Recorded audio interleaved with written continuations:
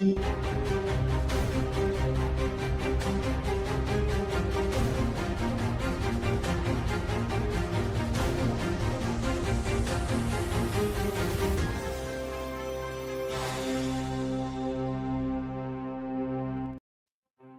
ਸ੍ਰੀ ਅਕਾਲ। Punjabi radio USA ਦੇ ਉੱਤੇ ਸਵਾਗਤ ਹੈ। ਮੈਂ ਰਾਜਕਨਵੀਰ ਸਿੰਘ। ਜੁੜ ਚੁੱਕੇ ਨੇ ਹਰਜੋਤ ਸਿੰਘ ਖਾਲਸਾ ਜੀ। ਜੀ ਆਇਆਂ ਨੂੰ ਸਵਾਗਤ ਹੈ। ਸਤਿ ਸ੍ਰੀ ਅਕਾਲ ਜੀ। ਸਤਿ ਸ਼੍ਰੀ ਅਕਾਲ, ਧੰਨਵਾਦ ਜੀ ਆਇਆਂ ਨੂੰ। ਪੰਜਾਬੀ ਰੇਡੀਓ USA ਦੇ ਜਿੰਨੇ ਵੀ ਸਰੋਤੇ ਸਾਡੇ ਸਾਰੇ ਹੀ AM ਸਟੇਸ਼ਨਸ, FM ਸਟੇਸ਼ਨਸ, ਘਰਾਂ ਦੇ ਵਿੱਚ ਰੇਡੀਓ ਸੈਟਸ ਦੇ ਰਾਹੀਂ, ਟੈਲੀਫੋਨ ਦੇ ਰਾਹੀਂ, ਫੇਸਬੁੱਕ, YouTube ਤੇ ਲਾਈਵ ਦੇਖ ਰਹੇ ਹੋ, ਸੁਣ ਰਹੇ ਹੋ, ਸਾਰਿਆਂ ਨੂੰ ਜੀ ਆਇਆਂ ਨੂੰ ਤੇ ਬਹੁਤ ਹੀ ਪਿਆਰ ਤੇ ਸਤਿਕਾਰ ਭਰੀ ਸਤਿ ਸ੍ਰੀ ਅਕਾਲ। ਸਰੋਤਿਓ, ਅੱਜ ਮਾਰਚ ਦੀ 14 ਤਰੀਕ ਆ, ਦਿਨ ਸ਼ੁੱਕਰਵਾਰ ਆ, ਤੇ ਤੁਹਾਡੇ ਲਈ ਸਵੇਰ ਦਾ ਅਪਡੇਟ ਅਮਰੀਕਾ ਪ੍ਰੋਗਰਾਮ ਲੈ ਕੇ ਹਾਜ਼ਰ ਹੋਏ ਆ। ਸਾਡੇ ਅੱਜ ਦੇ ਇਸ ਪ੍ਰੋਗਰਾਮ ਨੂੰ ਤੁਹਾਡੇ ਸਾਰਿਆਂ ਤੱਕ ਪਹੁੰਚਾਉਣ 'ਚ ਸਹਿਯੋਗ ਕਰਦੇ ਨੇ ਖਾਲਸਾ ਇੰਸ਼ੋਰੈਂਸ ਏਜੰਸੀ, ਜਿਨ੍ਹਾਂ ਦੇ ਕੋਲੋਂ ਹਰ ਇੱਕ ਤਰੀਕੇ ਦੀ ਇੰਸ਼ੋਰੈਂਸ ਕਰਵਾ ਸਕਦੇ ਹੋ। ਇੰਸ਼ੋਰੈਂਸ ਬਾਰੇ ਪਤਾ ਕਰਨ ਲਈ ਕਾਲ ਕਰ ਸਕਦੇ ਹੋ 408-272-2500 ਦੇ ਉੱਤੇ। ਟਿਰਕੇਣਾ ਇਮੀਗ੍ਰੇਸ਼ਨ ਲਾ ਫਰਮ, US ਇਮੀਗ੍ਰੇਸ਼ਨ ਦਾ ਹੋਵੇ ਕਿਸੇ ਵੀ ਤਰੀਕੇ ਦਾ ਕੰਮ, ਕਾਲ ਅਟਰਨੀ ਜੇ ਟਿਰਕੇਣਾ 415-909-0503 ਦੇ ਉੱਤੇ। Manjeet Singh Kular, Avtar Singh Manzal, Clovis, Satnam Singh Sunny Purewal, Yuba City, Lakhbir Singh Samra Texas, Gurmel Singh Laddar Bakersfield, Amarjit Singh Stockton, Grewal travel services Yuba city.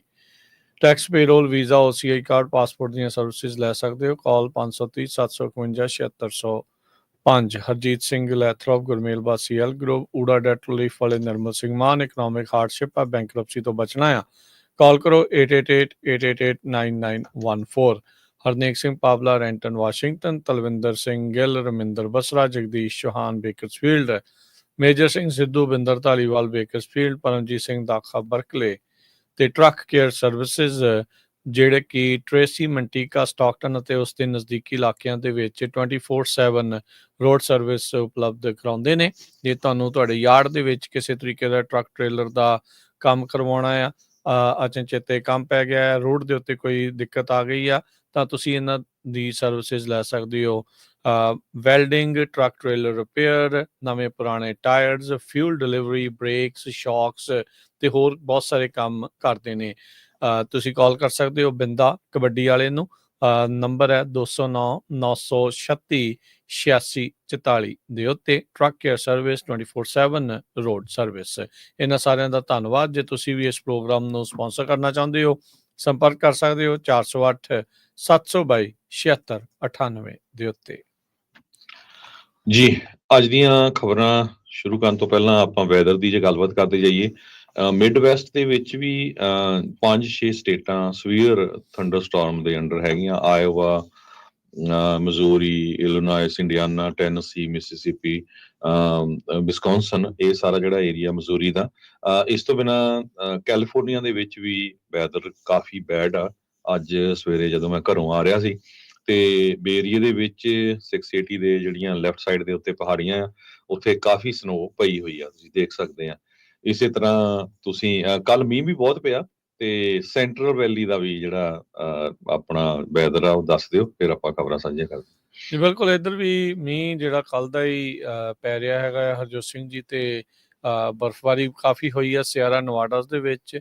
ਇਹ ਬਰਫ਼ ਜਿੱਥੇ ਖੁਸ਼ੀ ਲਿਆਉਂਦੀ ਆ ਵੀ ਆਉਂਦੇ ਵੀਕਸ ਦੇ ਵਿੱਚ ਸਾਡੇ ਕੋਲ ਵਧੀਆ ਜਿਹੜੀ ਸਿਚੁਏਸ਼ਨ ਹੋਊਗੀ ਪਾਣੀ ਨੂੰ ਜਿਹੜਾ ਉਹ ਲੈ ਕੇ ਆਉਂਦੇ ਮਹੀਨਿਆਂ ਦੇ ਵਿੱਚ, ਪਰ ਨਾਲ ਦੇ ਨਾਲ ਗੜੇਮਾਰੀ ਹੋਣ ਕਰਕੇ ਬਹੁਤ ਸਾਰੇ ਕਿਸਾਨਾਂ ਦੇ ਲਈ ਮੁਸ਼ਕਿਲ ਦਾ ਸਮਾਂ ਵੀ ਆਉਣ ਪਿਆ ਹੈਗਾ ਆ। ਸੋ ਬਹੁਤ ਸਾਰੇ ਜਿਹੜੇ ਕਿਸਾਨਾਂ ਤੋਂ ਇਹੀ ਜਿਹੜੀ ਅਪਡੇਟ ਜਿਹੜੀ ਉਹ ਮਿਲੀ ਆ, ਕਿਉਂਕਿ ਫੁੱਲ ਲੱਗ ਰਹੇ ਸੀਗੇ।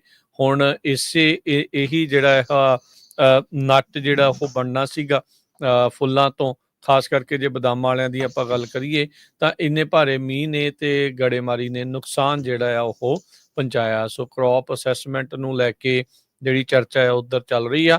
ਬਾਕੀ ਮੀਂਹ ਅੱਜ ਵੀ ਪੈ ਰਿਹਾ ਆ ਤੇ ਪਵੇਗਾ। ਸੋ ਇਹ ਜਿਹੜੀ ਐਟਮੋਸਫੇਰਿਕ ਰਿਵਰ ਆਈ ਆ, ਉਹਦੇ ਨਾਲ ਜਲਥਲ ਕਹਿ ਸਕਦੇ ਹਾਂ ਵੀ ਪੂਰੇ ਕੈਲੀਫੋਰਨੀਆ ਦੇ ਵਿੱਚ ਹੋਈ ਆ। ਆਪਾਂ ਇੱਧਰੋਂ ਥੱਲੇ ਨੂੰ ਜਾਈਏ, ਸਦਰਨ ਕੈਲੀਫੋਰਨੀਆ ਵਿੱਚ ਵੀ ਭਾਰੀ ਮੀਂਹ ਕਈ ਥਾਵਾਂ 'ਤੇ ਪਿਆ, ਜਿਸ ਕਰਕੇ ਉੱਥੇ ਲੈਂਡਸਲਾਈਡ, ਮੱਡ ਸਲਾਈਡਸ ਵੀ ਆਏ ਨੇ। ਜਿਹੜਾ ਖਾਸ ਕਰਕੇ ਉਹ ਇਲਾਕਾ ਸਾਲ ਦੇ ਸ਼ੁਰੂਆਤ 'ਚ ਜੋ ਵਾਈਲਡ ਫਾਇਰਸ ਦੇ ਨਾਲ ਸੜ ਕੇ ਸੁਆਹ ਹੋਇਆ ਸੀ, ਰੁੱਖ, ਬਰਸ਼ਿਸ, ਕੁਛ ਵੀ ਜਿਹੜਾ ਉੱਥੇ ਨਹੀਂ ਰਿਹਾ।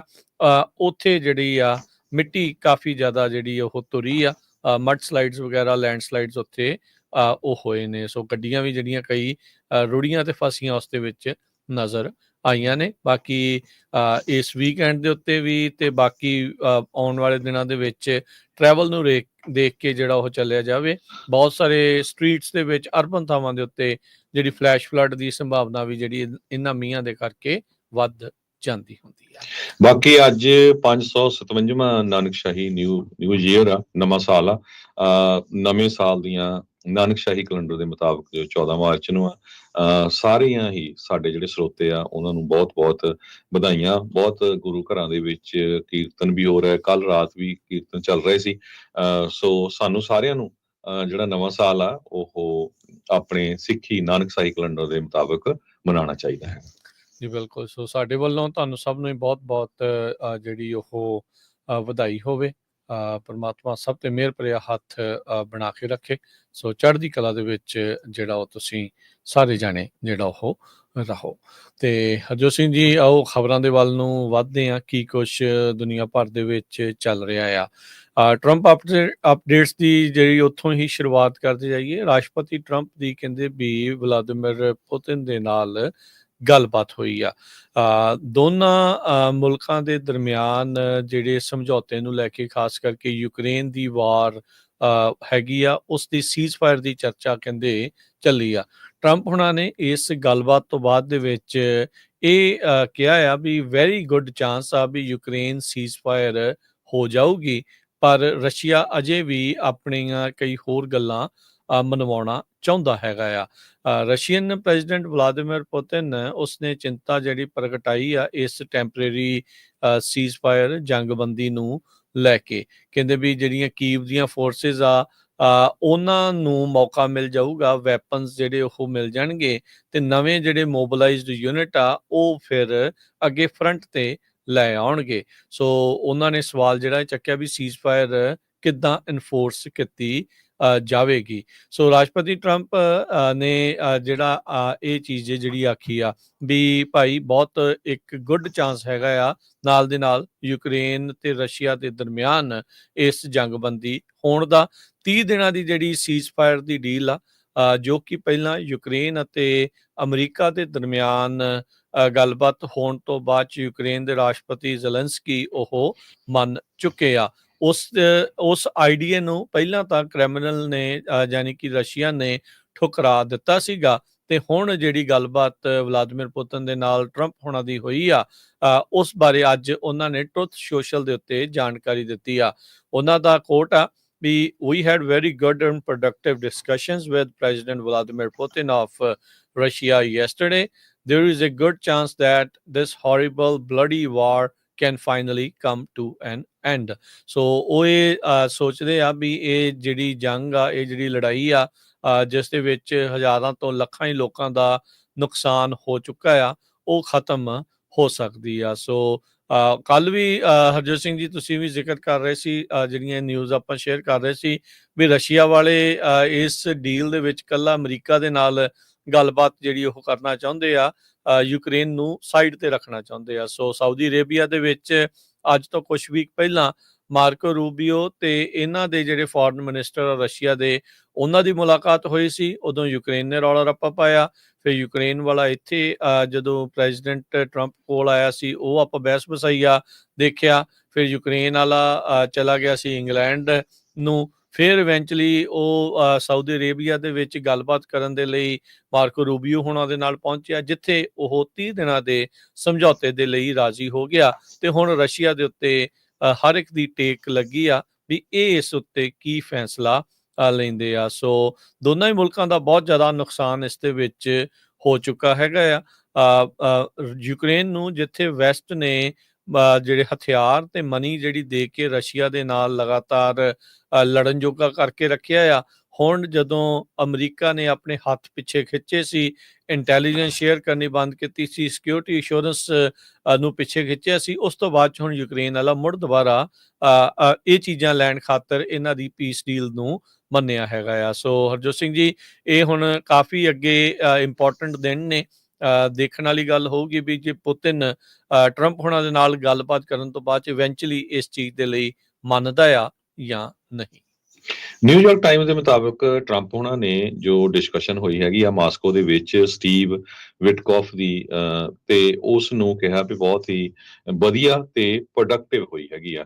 ਹਜੇ ਤੱਕ ਇਹ ਕੋਈ ਕਲੀਅਰ ਨਹੀਂ ਹੋਇਆ ਵੀ ਪ੍ਰੈਜ਼ੀਡੈਂਟ ਟਰੰਪ ਹੁਣੀ ਪ੍ਰੈਜ਼ੀਡੈਂਟ ਪੂਟਨ ਦੇ ਨਾਲ ਕੋਈ ਕਿਸੇ ਤਰ੍ਹਾਂ ਦੀ ਗੱਲਬਾਤ ਕੀਤੀ ਹੈਗੀ ਆ, ਪਰ ਪੂਟਨ ਹੁਣੀ ਕਹਿੰਦੇ ਆ ਵੀ ਮੈਂ ਟਰੰਪ ਹੁਣਾਂ ਦੇ ਨਾਲ ਗੱਲ ਕਰਨੀ ਆ ਤੇ ਜਦੋਂ ਕਦੋਂ ਇਹ ਗੱਲ ਹੁੰਦੀ ਆ ਮੈਨੂੰ ਲੱਗਦਾ ਵੀ ਬਹੁਤ ਛੇਤੀ ਹੋਊਗੀ। ਜਿਸ ਹਿਸਾਬ ਦੇ ਨਾਲ ਟਰੰਪ ਨੇ ਆਪਣੇ ਜਿਹੜਾ ਸੋਸ਼ਲ ਸਾਈਟ ਹੈ ਉਹਦੇ ਉੱਤੇ ਲਿਖਿਆ ਆ ਵੀ ਆਪਾਂ ਇਸ ਜੰਗ ਨੂੰ ਬੰਦ ਕਰਨ ਦੇ ਵਿੱਚ ਬਹੁਤ ਜਲਦੀ ਕਾਮਯਾਬ ਹੋ ਜਾਵਾਂਗੇ। ਸੋ ਹੋਪਫੁਲੀ ਕਿਉਂਕਿ ਰਸ਼ੀਆ ਦਾ ਤਾਂ ਬਹੁਤ ਜ਼ਿਆਦਾ ਨੁਕਸਾਨ ਹੋਇਆ, ਯੂਕਰੇਨ ਦਾ ਵੀ ਹੋਇਆ, ਯੂਕਰੇਨ ਨੂੰ ਪੈਸੇ ਮਿਲਦੇ ਰਹੇ ਆ, ਹਥਿਆਰ ਮਿਲਦੇ ਰਹੇ, ਪਰ ਜਾਨੀ ਨੁਕਸਾਨ ਬਹੁਤ ਹੋਇਆ। ਰਸ਼ੀਆ ਦੇ ਉੱਤੇ ਸੈਂਕਸ਼ਨਸ ਬਹੁਤ ਲੱਗੀਆਂ ਹੋਈਆਂ ਹੈਗੀਆਂ, ਸੋ ਫਾਈਨੈਂਸ਼ੀਅਲੀ ਰਸ਼ੀਆ ਵੀ ਬਹੁਤ ਬੁਰੀ ਤਰ੍ਹਾਂ ਟੁੱਟਿਆ ਹੈਗਾ। ਸੋ ਛੋਟੇ ਜਿਹੇ ਮੁਲਕ ਨੇ ਪੂਰਾ ਵਕਤ 3 ਸਾਲ ਪਾ ਰੱਖਿਆ ਰਸ਼ੀਆ ਵਾਲਿਆਂ ਨੂੰ।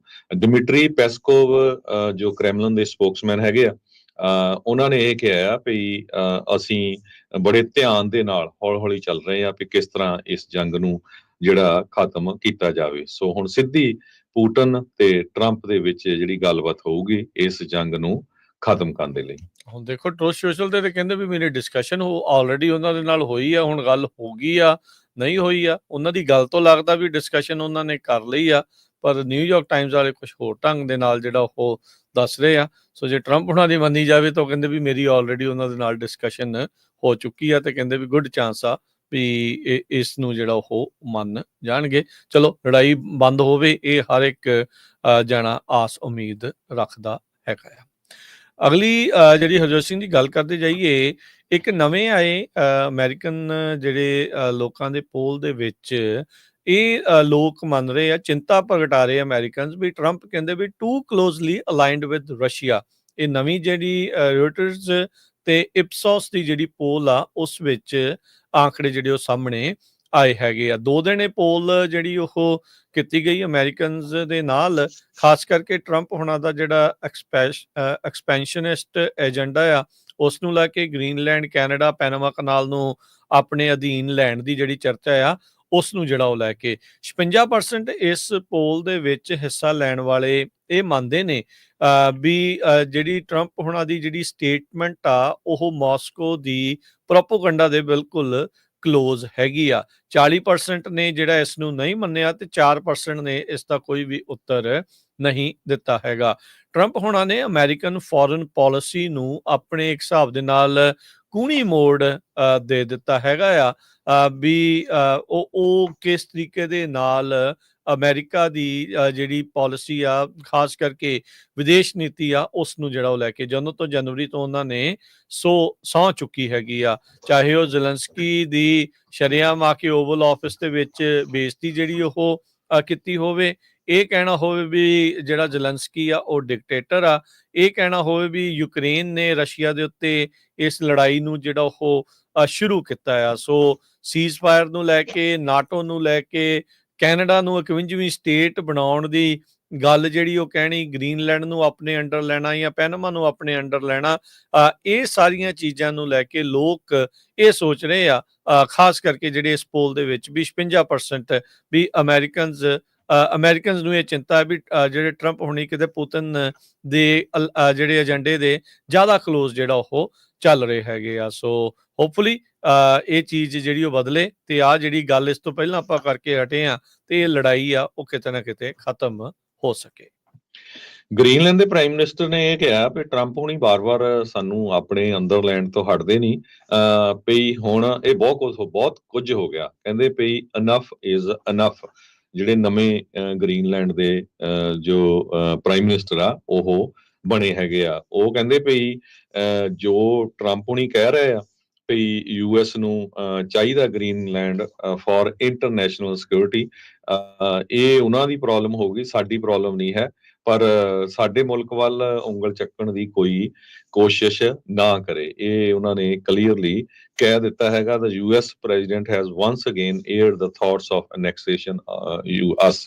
ਉਹ ਕਿਉਂਕਿ ਬਾਰ-ਬਾਰ ਕਹਿੰਦੇ ਆ, ਕੱਲ ਉਹਨਾਂ ਨੇ ਕੈਨੇਡਾ ਨੂੰ ਫੇਰ ਕਹਿ ਦਿੱਤਾ ਸੀ ਭਈ 51ਵੀਂ ਸਟੇਟ ਆ ਤੇ ਗ੍ਰੀਨਲੈਂਡ ਦੇ ਬਾਰੇ ਵੀ ਵਾਰ-ਵਾਰ ਕਹੀ ਜਾਂਦੇ ਆ ਤੇ ਉਹਨਾਂ ਨੇ ਇਹ ਕਿਹਾ ਵੀ don't keep treating us with disrespect, enough is enough.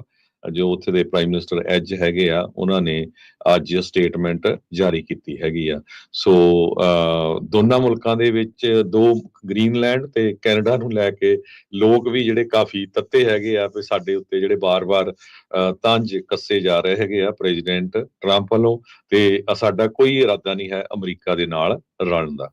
ਜੀ, ਉਧਰ ਕੈਨੇਡਾ ਦੀ ਗੱਲ ਕਰਦੇ ਜਾਈਏ, ਉੱਥੇ ਜਿਹੜੇ ਨਵੇਂ ਪ੍ਰਧਾਨ ਮੰਤਰੀ ਮਾਰਕ ਕਾਰਨੀ ਆ, ਉਹਨਾਂ ਨੇ ਸਹੁੰ ਜਿਹੜੀ ਆ ਉਹ ਚੱਕ ਲਈ ਆ। ਸੋ 24ਵੇਂ ਕੈਨੇਡਾ ਦੇ ਨਵੇਂ ਪ੍ਰਧਾਨ ਮੰਤਰੀ ਦੇ ਤੌਰ ਦੇ ਉੱਤੇ ਉੱਥੇ ਰੇਡੀਓ ਹਾਲ ਦੇ ਵਿੱਚ ਉਹਨਾਂ ਨੇ ਸਹੁੰ ਚੱਕੀ ਆ ਤੇ ਕਹਿੰਦੇ ਵੀ ਮੈਂ ਜਾਂਦੇ ਆ ਸਿੱਧਾ ਕੰਮ ਜਿਹੜਾ ਉਹ ਕਰਨਾ ਆ। ਕਹਿੰਦਾ ਵੀ ਸਾਡਾ ਮੈਸੇਜ ਇਹੀ ਆ ਵੀ ਸਾਡੀ ਜਿਹੜੀ ਸਰਕਾਰ ਆ ਬੜੀ ਫੋਕਸਡ ਹੋਊਗੀ, ਐਕਸ਼ਨ ਦੇ ਉੱਤੇ ਜਿਹੜੀ ਉਹ ਫੋਕਸਡ ਹੋਊਗੀ। We are going to get straight to work. ਉਹਨਾਂ ਨੇ ਜਿਹੜੇ ਆਪਣੇ ਨਾਲ ਕੈਬਨਿਟ ਵੀ ਉਹਨਾਂ ਨੂੰ ਵੀ ਜਿਹੜੀ ਉਹ ਸਹੁੰ ਚੁਕਾਈ ਆ।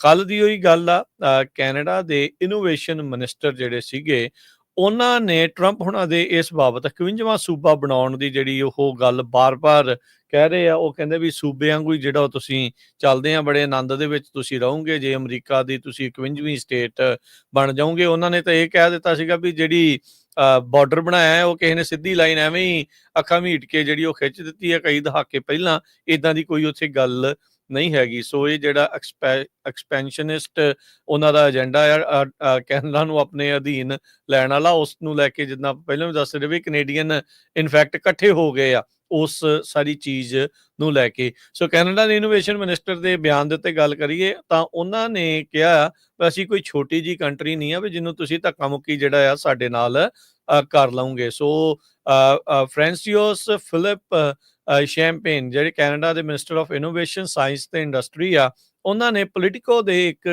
ਪੋਡਕਾਸਟ ਦੇ ਵਿੱਚ ਇਹ ਗੱਲ ਆਖੀ ਆ। ਕਹਿੰਦੇ ਵੀ we are not like some small country that you can push around, you are picking up on the wrong guy। ਬਹੁਤ ਸਾਰੇ ਜਿਹੜੇ ਕੈਨੇਡੀਅਨ ਮਿਨਿਸਟਰ, ਕੈਨੇਡੀਅਨ ਲੋਕ ਇਸ ਚੀਜ਼ ਦੇ ਬਹੁਤ ਜ਼ਿਆਦਾ ਖਿਲਾਫ ਨੇ, ਉਲਟ ਨੇ। ਜਿਹੜਾ ਅਮਰੀਕਾ ਉਸ ਨੂੰ 51ਵੀਂ ਸੂਬਾ ਬਣਾਉਣ ਦੀ ਗੱਲ ਕਰ ਰਿਹਾ ਆ, ਉਸ ਦੇ ਦਰਮਿਆਨ ਹੀ ਆਪਾਂ ਦੇਖ ਰਹੇ ਹਾਂ ਵੀ ਟੈਰਿਫ ਵਾਰ ਵੀ ਜਿਹੜੀ ਇਹਨਾਂ ਦੋਨਾਂ ਮੁਲਕਾਂ ਦੇ ਵਿੱਚ ਚੱਲ ਰਹੀ ਆ, ਜਿੱਥੇ ਇੱਕ ਦੇ ਬਦਲੇ ਇੱਕ ਡਾਲਰ ਫॉर ਡਾਲਰ ਜਿਹੜੇ ਇੱਕ ਦੂਜੇ ਦੇ ਉੱਤੇ ਟੈਰਿਫ ਟੈਕਸ ਜਿਹੜੇ ਉਹ ਲੱਗ ਰਹੇ ਹੈਗੇ ਆ। ਸੋ ਹੁਣ ਇਹ ਕਲੀਅਰ ਆ ਹਰਜੋਤ ਸਿੰਘ ਜੀ ਵੀ ਨਾਫਟਾ ਨੂੰ ਰੱਦ ਕਰਕੇ ਟਰੰਪ ਹੁਣਾਂ ਨੇ USMCA ਬਣਾਇਆ। ਉਸ ਤੋਂ ਬਾਅਦ ਦੇ ਵਿੱਚ ਕੋਈ ਹੋਰ ਨਵਾਂ ਸਮਝੌਤਾ ਨਹੀਂ ਹੋਇਆ। ਟਰੰਪ ਹੁਣਾਂ ਦਾ ਆਪਣਾ ਕੀਤੇ ਹੋਏ ਸਮਝੌਤੇ ਨੂੰ ਹੀ ਉਹ ਗਾਲਾਂ ਕੱਢਦੇ ਆ ਵੀ ਪਤਾ ਨਹੀਂ ਕਿਹੜੇ ਕਿਸੇ ਮੂਰਖ ਬੰਦੇ ਨੇ ਉਹਨਾਂ ਦੇ ਨਾਲ ਸਮਝੌਤਾ ਕੀਤਾ ਜਿਸ ਦਾ ਉਹ ਫਾਇਦਾ ਚੱਕ ਰਹੇ ਆ। ਤੇ ਹੁਣ ਉਹ ਕਹਿੰਦੇ ਵੀ ਆਪਾਂ ਉਸ ਨੂੰ ਪੂਰੀ ਤਰ੍ਹਾਂ ਰੱਦ ਕਰਕੇ ਨਵੇਂ ਸਿਰ ਤੋਂ ਜਿਹੜੇ ਟੈਰਿਫ ਆ ਉਹ ਜਿਹੜੇ ਉਹ ਲਾਉਣੇ ਆ। ਸੋ G7 ਮੁਲਕਾਂ ਦੇ ਵਿੱਚੋਂ ਇੱਕ ਮੁਲਕ ਆ ਜਿਹੜਾ ਉਹ ਕੈਨੇਡਾ, ਤੇ ਜਿਸ ਤਰੀਕੇ ਦੇ ਨਾਲ ਟਰੰਪ ਹੁਣੀ ਉਹਦੇ ਨਾਲ ਇੱਕ ਹਿਸਾਬ ਦੇ ਨਾਲ ਖੇਡ ਰਹੇ ਆ, ਜਾਂ ਉਹਦੀਆਂ ਭਾਵਨਾਵਾਂ ਦੇ ਨਾਲ ਖੇਡ ਰਹੇ ਆ, ਇਹ ਲੱਗਦਾ ਨਹੀਂ ਵੀ G7 ਮੁਲਕ ਦੀ ਆਪਾਂ ਕੋਈ ਜਿਹੜੀ ਉਹ ਗੱਲ ਕਰ ਰਹੇ ਹੋ। ਤੇ ਹੁਣ ਦੇਖੋ ਉਹਨਾਂ ਦੇ ਇਨੋਵੇਸ਼ਨ ਮਿਨਿਸਟਰ ਵੀ ਇੱਥੋਂ ਤੱਕ ਬਿਆਨ ਦੇ ਰਹੇ ਆ ਵੀ ਤੁਸੀਂ ਸਾਨੂੰ ਕੋਈ ਛੋਟਾ ਜਿਹਾ ਮੁਲਕ ਨਾ ਜਿਹੜਾ ਉਹ ਸਮਝੋ। ਉੱਥੇ 40-50 ਹਜ਼ਾਰ ਪਾਪੂਲੇਸ਼ਨ ਵਾਲਾ ਜਿਹੜਾ ਗ੍ਰੀਨਲੈਂਡ ਆ ਉਹ ਵੀ ਅਮਰੀਕਾ ਨੂੰ ਅੱਖਾਂ ਦਿਖਾਉਣ ਦੇ। ਤੁਸੀਂ ਹੁਣੇ ਉਹਨਾਂ ਦਾ ਬਿਆਨ ਜਿਹੜਾ ਆ ਉਹ ਦੱਸ ਕੇ ਜਿਹੜਾ ਉਹ ਹਟੇ ਆ ਵੀ ਇਨਫ ਇਜ਼ ਇਨਫ। ਸੋ ਅੱਗੇ ਦੇਖੋ ਕੀ ਬਣਦਾ ਆ। ਕੱਲ ਇਹ ਰਿਪੋਰਟਸ ਆ ਰਹੀਆਂ ਸੀ ਵੀ ਪੈਨਾਮਾ ਨੂੰ ਕਿਸ ਤਰੀਕੇ ਦੇ ਨਾਲ, ਜਾਂ ਪੈਨਾਮਾ ਕਨਾਲ ਨੂੰ ਹੋਰ ਆਪਣੇ ਕਬਜ਼ੇ ਅਧੀਨ ਕਿੱਦਾਂ ਜਿਹੜਾ ਕਰਨਾ ਆ। ਆਰਮੀ ਦੇ ਨਾਲ ਵੀ ਕਹਿੰਦੇ ਸਲਾਹ ਮਸ਼ਵਰਾ ਇਸ ਟਾਈਮ ਰਾਸ਼ਟਰਪਤੀ ਟਰੰਪ ਉਸ ਬਾਬਤ ਕਰ ਰਹੇ ਆ। ਪਰ ਇਹ ਸਭ ਦੇ ਦਰਮਿਆਨ ਅੰਦਰ ਖਾਤੇ America the one of the biggest hedge fund company, trillions of dollar the company ਜਿਹੜੀ ਬਲੈਕ ਰੌਕ ਆ, ਉਸ ਦੇ ਦੁਆਰਾ ਪੈਨਾਮਾ ਦੇ ਜਿਹੜੀਆਂ 2 ਬੰਦਰਗਾਹਾਂ ਆ ਉਸ ਨੂੰ ਆਪਣੇ ਅੰਡਰ ਲੈ ਲਿਆ ਗਿਆ ਆ। ਤੇ ਟਰੰਪ ਹੁਣੀ ਇਹੀ ਕਹਿ ਰਹੇ ਆ ਵੀ ਇਹ 2 ਬੰਦਰਗਾਹਾਂ ਜਿਹੜੀਆਂ ਇੱਕ ਪ੍ਰਾਈਵੇਟ ਕੰਪਨੀ ਦੇ ਕੋਲ ਚਲੇ ਗਈਆਂ, ਇਸ ਦੇ ਨਾਲ ਜੋ ਕਿ ਅਮਰੀਕਨ ਕੰਪਨੀ ਆ, ਵੀ ਉਹਦੇ ਨਾਲ ਹੁਣ ਅਮਰੀਕਾ ਦੀ ਪੈਨਾਮਾ ਕਨਾਲ ਦੇ ਉੱਤੇ ਜਿਹੜਾ ਝੰਡਾ ਆ ਉਹ ਝੂਲੇਗਾ ਤੇ ਉਹ ਬੇਸਿਕਲੀ ਅਮਰੀਕਾ ਦੇ ਅੰਡਰ ਆ ਚੁੱਕਾ ਹੈਗਾ ਆ। ਸਰੋਤਿਆਂ ਨੂੰ ਦੱਸ ਦਈਏ ਜਿਹੜਾ ਗ੍ਰੀਨਲੈਂਡ ਆ 14th ਸੈਂਚੁਰੀ ਤੋਂ ਇਹ ਆਈਲੈਂਡ ਹੈਗਾ। ਸੋ ਇੰਨਾ ਪੁਰਾਣਾ ਜਿਹੜਾ ਉਹਨਾਂ ਦਾ ਆਪਣਾ ਰਾਜ ਭਾਗ ਹੈਗਾ। ਸੋ ਕਿਸ ਤਰ੍ਹਾਂ ਉਹ ਰਲੂਗੇ। ਮਾਰਕ ਕਾਰਨੀ ਇਹਨਾਂ ਦਾ ਪੋਲੀਟੀਕਲ ਐਕਸਪੀਰੀਅੰਸ ਤਾਂ ਹੈ ਨਹੀਂ, ਪਰ ਬਹੁਤ ਹੀ ਵੈਲ ਐਜੂਕੇਟਡ ਇਕੋਨੋਮਿਸਟ ਹੈਗੇ ਆ। ਬੈਂਕ ਆਫ ਇੰਗਲੈਂਡ ਨੂੰ ਵੀ ਉਹਨਾਂ ਨੇ ਹੈਡ ਕੀਤਾ ਸੀ। ਸੋ ਉਹਨਾਂ ਦਾ ਇਕਨੋਮੀ ਦੇ ਵਿੱਚ ਬੈਂਕ ਆਫ ਕੈਨੇਡਾ ਨੂੰ ਵੀ ਹੈਡ ਕੀਤਾ ਸੀ। ਉਹਦੇ ਵਿੱਚ ਬਹੁਤ ਜ਼ਿਆਦਾ ਐਕਸਪੀਰੀਅੰਸ ਹੈਗਾ ਆ। ਸੋ ਉਹ ਕਹਿੰਦੇ ਵੀ ਕੁਝ ਦਿਨਾਂ ਦੇ ਵਿੱਚ ਉਹ ਹੁਣ ਲੰਡਨ ਨੂੰ ਜਾ ਰਹੇ ਹੈਗੇ ਆ, ਫਰਾਂਸ ਨੂੰ ਵੀ ਜਾ ਰਹੇ ਆ। ਸੋ ਯੂਰਪੀਅਨ ਯੂਨੀਅਨ ਦੇ ਜਿਹੜੇ ਮੁਲਕ ਹੈਗੇ ਉਹਨਾਂ ਦੇ ਨਾਲ ਵੀ ਉਹ ਗੱਲਬਾਤ ਕਰਨਗੇ। ਕੁਝ ਕੁ ਚੇਂਜਸ ਉਹਨਾਂ ਨੇ ਆਪਣੀ ਕੈਬਨਿਟ ਦੇ ਵਿੱਚ ਕੀਤੀਆਂ ਹੈਗੀਆਂ ਆ। ਜੋ ਮਿਲਾਨੀਆ ਜੋਲੀ ਆ, ਜੋ ਫੋਰਨ ਮਿਨਿਸਟਰ, ਉਹਨਾਂ ਨੂੰ ਸੇਮ ਪੋਜੀਸ਼ਨ ਤੇ ਰੱਖਿਆ ਹੈਗਾ। ਉਹ ਵੀ ਕਾਫੀ ਕ੍ਰਿਟੀਕਲ ਹੈਗੀ ਆ ਯੂਐਸ ਦੀ। ਜਿਨ੍ਹਾਂ ਦੀ ਮੈਂ ਗੱਲ ਕਰ ਰਿਹਾ ਸੀ, ਜਿਹੜਾ ਇਨੋਵੇਸ਼ਨ ਮਿਨਿਸਟਰ ਸੀ ਉਸ ਨੂੰ ਹੁਣ ਫਾਈਨੈਂਸ ਮਿਨਿਸਟਰ ਬਣਾ ਦਿੱਤਾ ਗਿਆ ਆ। ਫਰਾਂਸੀਓਸ ਫਿਲਿਪ ਸ਼ੈਂਪੇਨ ਜਿਹੜੇ ਆ ਉਹ ਹੋਣਗੇ।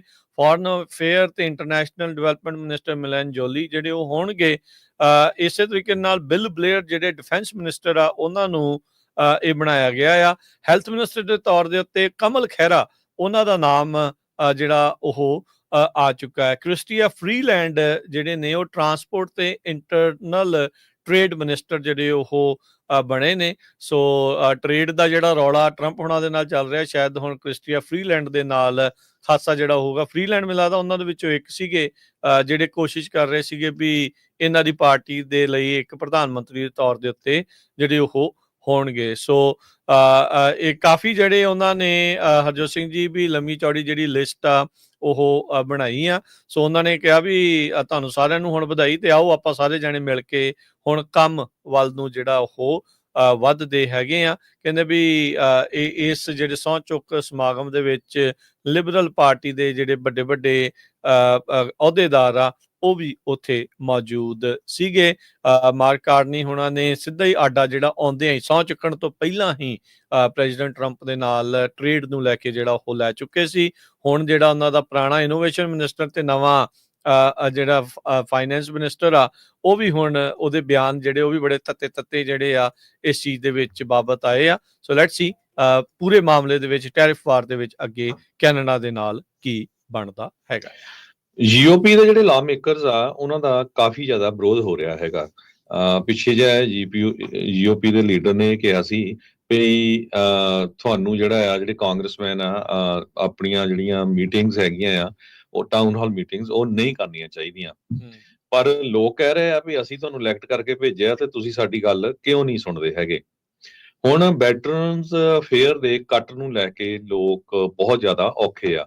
ਨਾਰਥ ਕੈਰੋਲੀਨਾ ਦੇ ਰਿਪਬਲਿਕਨ ਰਿਪਰੈਜ਼ੈਂਟੇਟਿਵ ਚੱਕ ਐਡਵਰਡਸ ਹੈਗੇ ਆ, ਉਹਨਾਂ ਨੇ ਟਾਊਨ ਹਾਲ ਮੀਟਿੰਗ ਕੀਤੀ ਸੀ ਕੱਲ, ਤੇ ਉਹਨਾਂ ਨੂੰ ਲੋਕ ਕਾਫੀ ਜਿਹੜੇ ਟੁੱਟ ਕੇ ਪਏ ਤੇ ਉਹਨਾਂ ਨੂੰ ਵਿੱਚੋਂ ਹੀ ਛੱਡ ਕੇ ਜਾਣਾ ਪਿਆ। ਉਹ ਕਹਿੰਦੇ ਵੀ ਤੁਸੀਂ ਕਿਸ ਤਰ੍ਹਾਂ ਵੈਟਰਨ ਅਫੇਅਰ ਦੇ ਵਿੱਚ ਘੱਟ ਕਰ ਸਕਦੇ ਹੈਗੇ ਆ। ਉਹਨਾਂ ਫੌਜੀਆਂ ਦੇ ਬੈਨੀਫਿਟ ਜਿਹੜੇ ਹਸਪਤਾਲਾਂ 'ਚ ਉਹ ਜਾਂਦੇ ਆ, ਹੈਲਪ ਲੈਂਦੇ ਹੈਗੇ ਆ, ਉਹਨਾਂ ਦੇ ਵਿੱਚ ਤੁਸੀਂ ਕੱਟ ਕਰਨ ਜਾ ਰਹੇ ਆ ਜਿਨ੍ਹਾਂ ਨੇ ਆਪਣੀ ਲਾਈਫ ਇਸ ਮੁਲਕ ਦੇ ਲਈ ਦਿੱਤੀ ਹੈਗੀ ਆ। ਕਿਉਂਕਿ 80,000 ਦੇ ਕਰੀਬ ਜੋ ਡੋਜ ਡਿਪਾਰਟਮੈਂਟ ਆ ਜਿਹਨੂੰ ਐਲੋਨ ਮਸਕ ਹੁਣੀ ਹੈਡ ਕਰ ਰਹੇ, ਉਹ ਕਹਿੰਦੇ ਵੀ ਅਸੀਂ ਘੱਟ ਕਰਾਂਗੇ।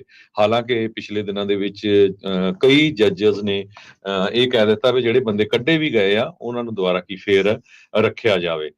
ਸੋ ਕਹਿੰਦੇ ਵੀ ਇੱਕ ਕੌਂਸਟੀਚੁਐਂਟ ਸੀਗਾ ਇੱਥੇ ਜਦੋਂ ਕਾਂਗਰਸਮੈਨ ਗਏ, ਉਹਨੇ ਕਿਹਾ ਵੀ you don't get to do this to us. ਕਹਿੰਦੇ ਵੀ ਕਾਫੀ ਉੱਚਾ ਬੋਲ ਕੇ ਉਸਨੇ ਕਿਹਾ। ਸੋ ਬਹੁਤ ਜ਼ਿਆਦਾ ਵਿਰੋਧ ਹੋਇਆ। ਉਹਨੇ ਕਿਹਾ ਵੀ ਜੋ ਸਾਡੇ ਤੋਂ ਸੁਣ ਰਹੇ ਆ, ਜੋ ਸਾਡੇ ਤੱਤੇ ਵਿਚਾਰ ਆ, ਇਹ ਜਾ ਕੇ ਵਾਸ਼ਿੰਗਟਨ DC ਦੇ ਵਿੱਚ ਟਰੰਪ ਉਹਨਾਂ ਨੂੰ ਤੇ ਉਹਦੇ ਐਡਮਿਨਿਸਟ੍ਰੇਸ਼ਨ ਨੂੰ ਦੱਸੋ, ਨਹੀਂ ਤਾਂ ਤੁਹਾਡਾ ਆਉਣ ਵਾਲੇ ਸਮੇਂ ਦੇ ਵਿੱਚ ਇੱਥੇ ਬਣਨਾ ਬਹੁਤ ਔਖਾ ਹੋਊਗਾ। ਇਸੇ ਤਰ੍ਹਾਂ ਸੋਸ਼ਲ ਸਿਕਿਉਰਿਟੀ, ਦੋ ਮੇਨ ਮੁੱਦੇ ਅਮਰੀਕਾ ਦੇ ਵਿੱਚ ਜਿਹਨੂੰ ਛੇੜਿਆ ਕੋਈ ਵੀ ਪਾਰਟੀ ਹੋਵੇ ਉਹ ਬਹੁਤ ਵਿਰੋਧ ਹੋਊਗਾ। ਇੱਕ ਤਾਂ ਵੈਟਰਨਸ ਅਫੇਅਰਸ ਨੂੰ, ਸੋਸ਼ਲ ਸਿਕਿਉਰਿਟੀ ਨੂੰ, ਤੇ ਮੈਡੀਕੇਅਰ ਤੇ ਮੈਡੀਕੇਡ ਨੂੰ। ਹਰਜੋਤ ਸਿੰਘ, ਸੋਸ਼ਲ ਸਿਕਿਉਰਿਟੀ ਦਾ ਜਿਹੜਾ ਇਹਨਾਂ ਨੇ ਇਹ ਹੁਣ ਕਹਿ ਲਓ ਵੀ ਚੁਆਤੀ ਲਾਈ ਆ ਨਾ ਵੀ ਅਸੀਂ ਫੋਨ ਸਰਵਿਸ ਬੰਦ ਕਰਨੀ। ਭਾਈ ਡਿਸੇਬਲਡ ਲੋਕਾਂ ਦਾ ਕੀ ਕਸੂਰ ਆ ਵੀ ਉਹਦੇ ਵਿੱਚ ਵੀ ਜੇ ਵੇਸਟਫੁਲ ਹੈਗਾ ਆ ਕੋਈ ਚੀਜ਼ ਜਿਹੜੀ ਕਰੋ। ਕੱਲ ਵੇਜ ਤੇ ਮੀਨ ਕਮੇਟੀ ਦੇ ਵਿੱਚ ਜਿਹੜੇ ਰੈਂਕਿੰਗ ਮੈਂਬਰ ਸੀ ਡੈਮੋਕ੍ਰੇਟ ਵਾਲੇ, ਉਹ ਵੀ ਬੜੇ ਤੱਤੇ ਹੋਏ। ਕਹਿੰਦੇ ਵੀ ਕਿੱਥੇ ਈਲਨ ਮਸਕ, ਬੁਲਾਓ ਉਹਨੂੰ, ਆਉਂਦਾ ਕਿਉਂ ਨਹੀਂ ਆ, ਚੱਕਰ ਕੀ ਆ। ਵੀ ਉਹ ਬੰਦਾ ਆਮ ਲੋਕਾਂ ਦੇ ਜ਼ਿੰਦਗੀ ਦੇ ਉੱਤੇ ਇੰਨਾ ਬੁਰੀ ਤਰ੍ਹਾਂ ਪ੍ਰਭਾਵ ਪਾ ਰਿਹਾ ਆ। ਹੁਣ ਡੈਮੋਕ੍ਰੇਟ ਉਹਨਾਂ ਨੇ ਥੋੜਾ ਜਿਹਾ ਮਾਹੌਲ ਤੱਤਾ ਵੀ ਜਿਹੜਾ ਇਸ ਚੀਜ਼ ਦੇ ਵਿੱਚ ਉਹ ਕਰਨਾ ਹੀ ਸੀਗਾ। ਤੇ ਕਹਿੰਦੇ ਵੀ ਉਹ ਆਇਆ ਕਿਉਂ ਨਹੀਂ ਆ, ਸਾਹਮਣੇ ਕਿਉਂ ਨਹੀਂ ਕਮੇਟੀ ਦੇ ਮੂਹਰੇ ਪੇਸ਼ ਹੋ ਰਿਹਾ, ਸਵਾਲਾਂ ਦਾ ਜਵਾਬ ਦੇਣ ਤੋਂ ਉਹ ਭੱਜ ਕਿਉਂ ਰਿਹਾ ਆ। ਉਹ ਜਿਹੜਾ ਕਹਿੰਦਾ ਵੀ ਬਾਰ-ਬਾਰ ਉਹ ਫਰਾਡ ਦੀ ਗੱਲ ਕਰਦਾ ਹੈ ਤੇ ਕਹਿੰਦਾ ਵੀ ਇਹਦੇ ਕ੍ਰਿਮੀਨਲ ਚਾਰजेस ਬਣਨੇ ਤੇ ਅਜੇ ਤੱਕ ਕ੍ਰਿਮੀਨਲ ਚਾਰजेस ਲਿਆਂਦੇ ਕਿਉਂ ਨਹੀਂ ਆ? ਇਹ ਰੌਲਾ ਹੀ ਇਕੱਲਾ ਕੋ ਪਾਈ ਜਾਂਦੇ ਵੀ ਫਰਾਡ ਬਹੁਤ ਆ ਤੇ ਇਦਾਂ ਆ, ਤੇ ਬੰਦਾ ਕਿਉਂ ਨਹੀਂ ਜਿਹੜਾ ਕਹਿੰਦੇ ਵੀ ਅਜੇ ਤੱਕ ਕੋਈ ਇਹਨਾਂ ਨੇ ਫੜਿਆ ਜਿਹੜਾ ਇਸ ਚੀਜ਼ ਦੇ ਵਿੱਚ ਹੈਗਾ।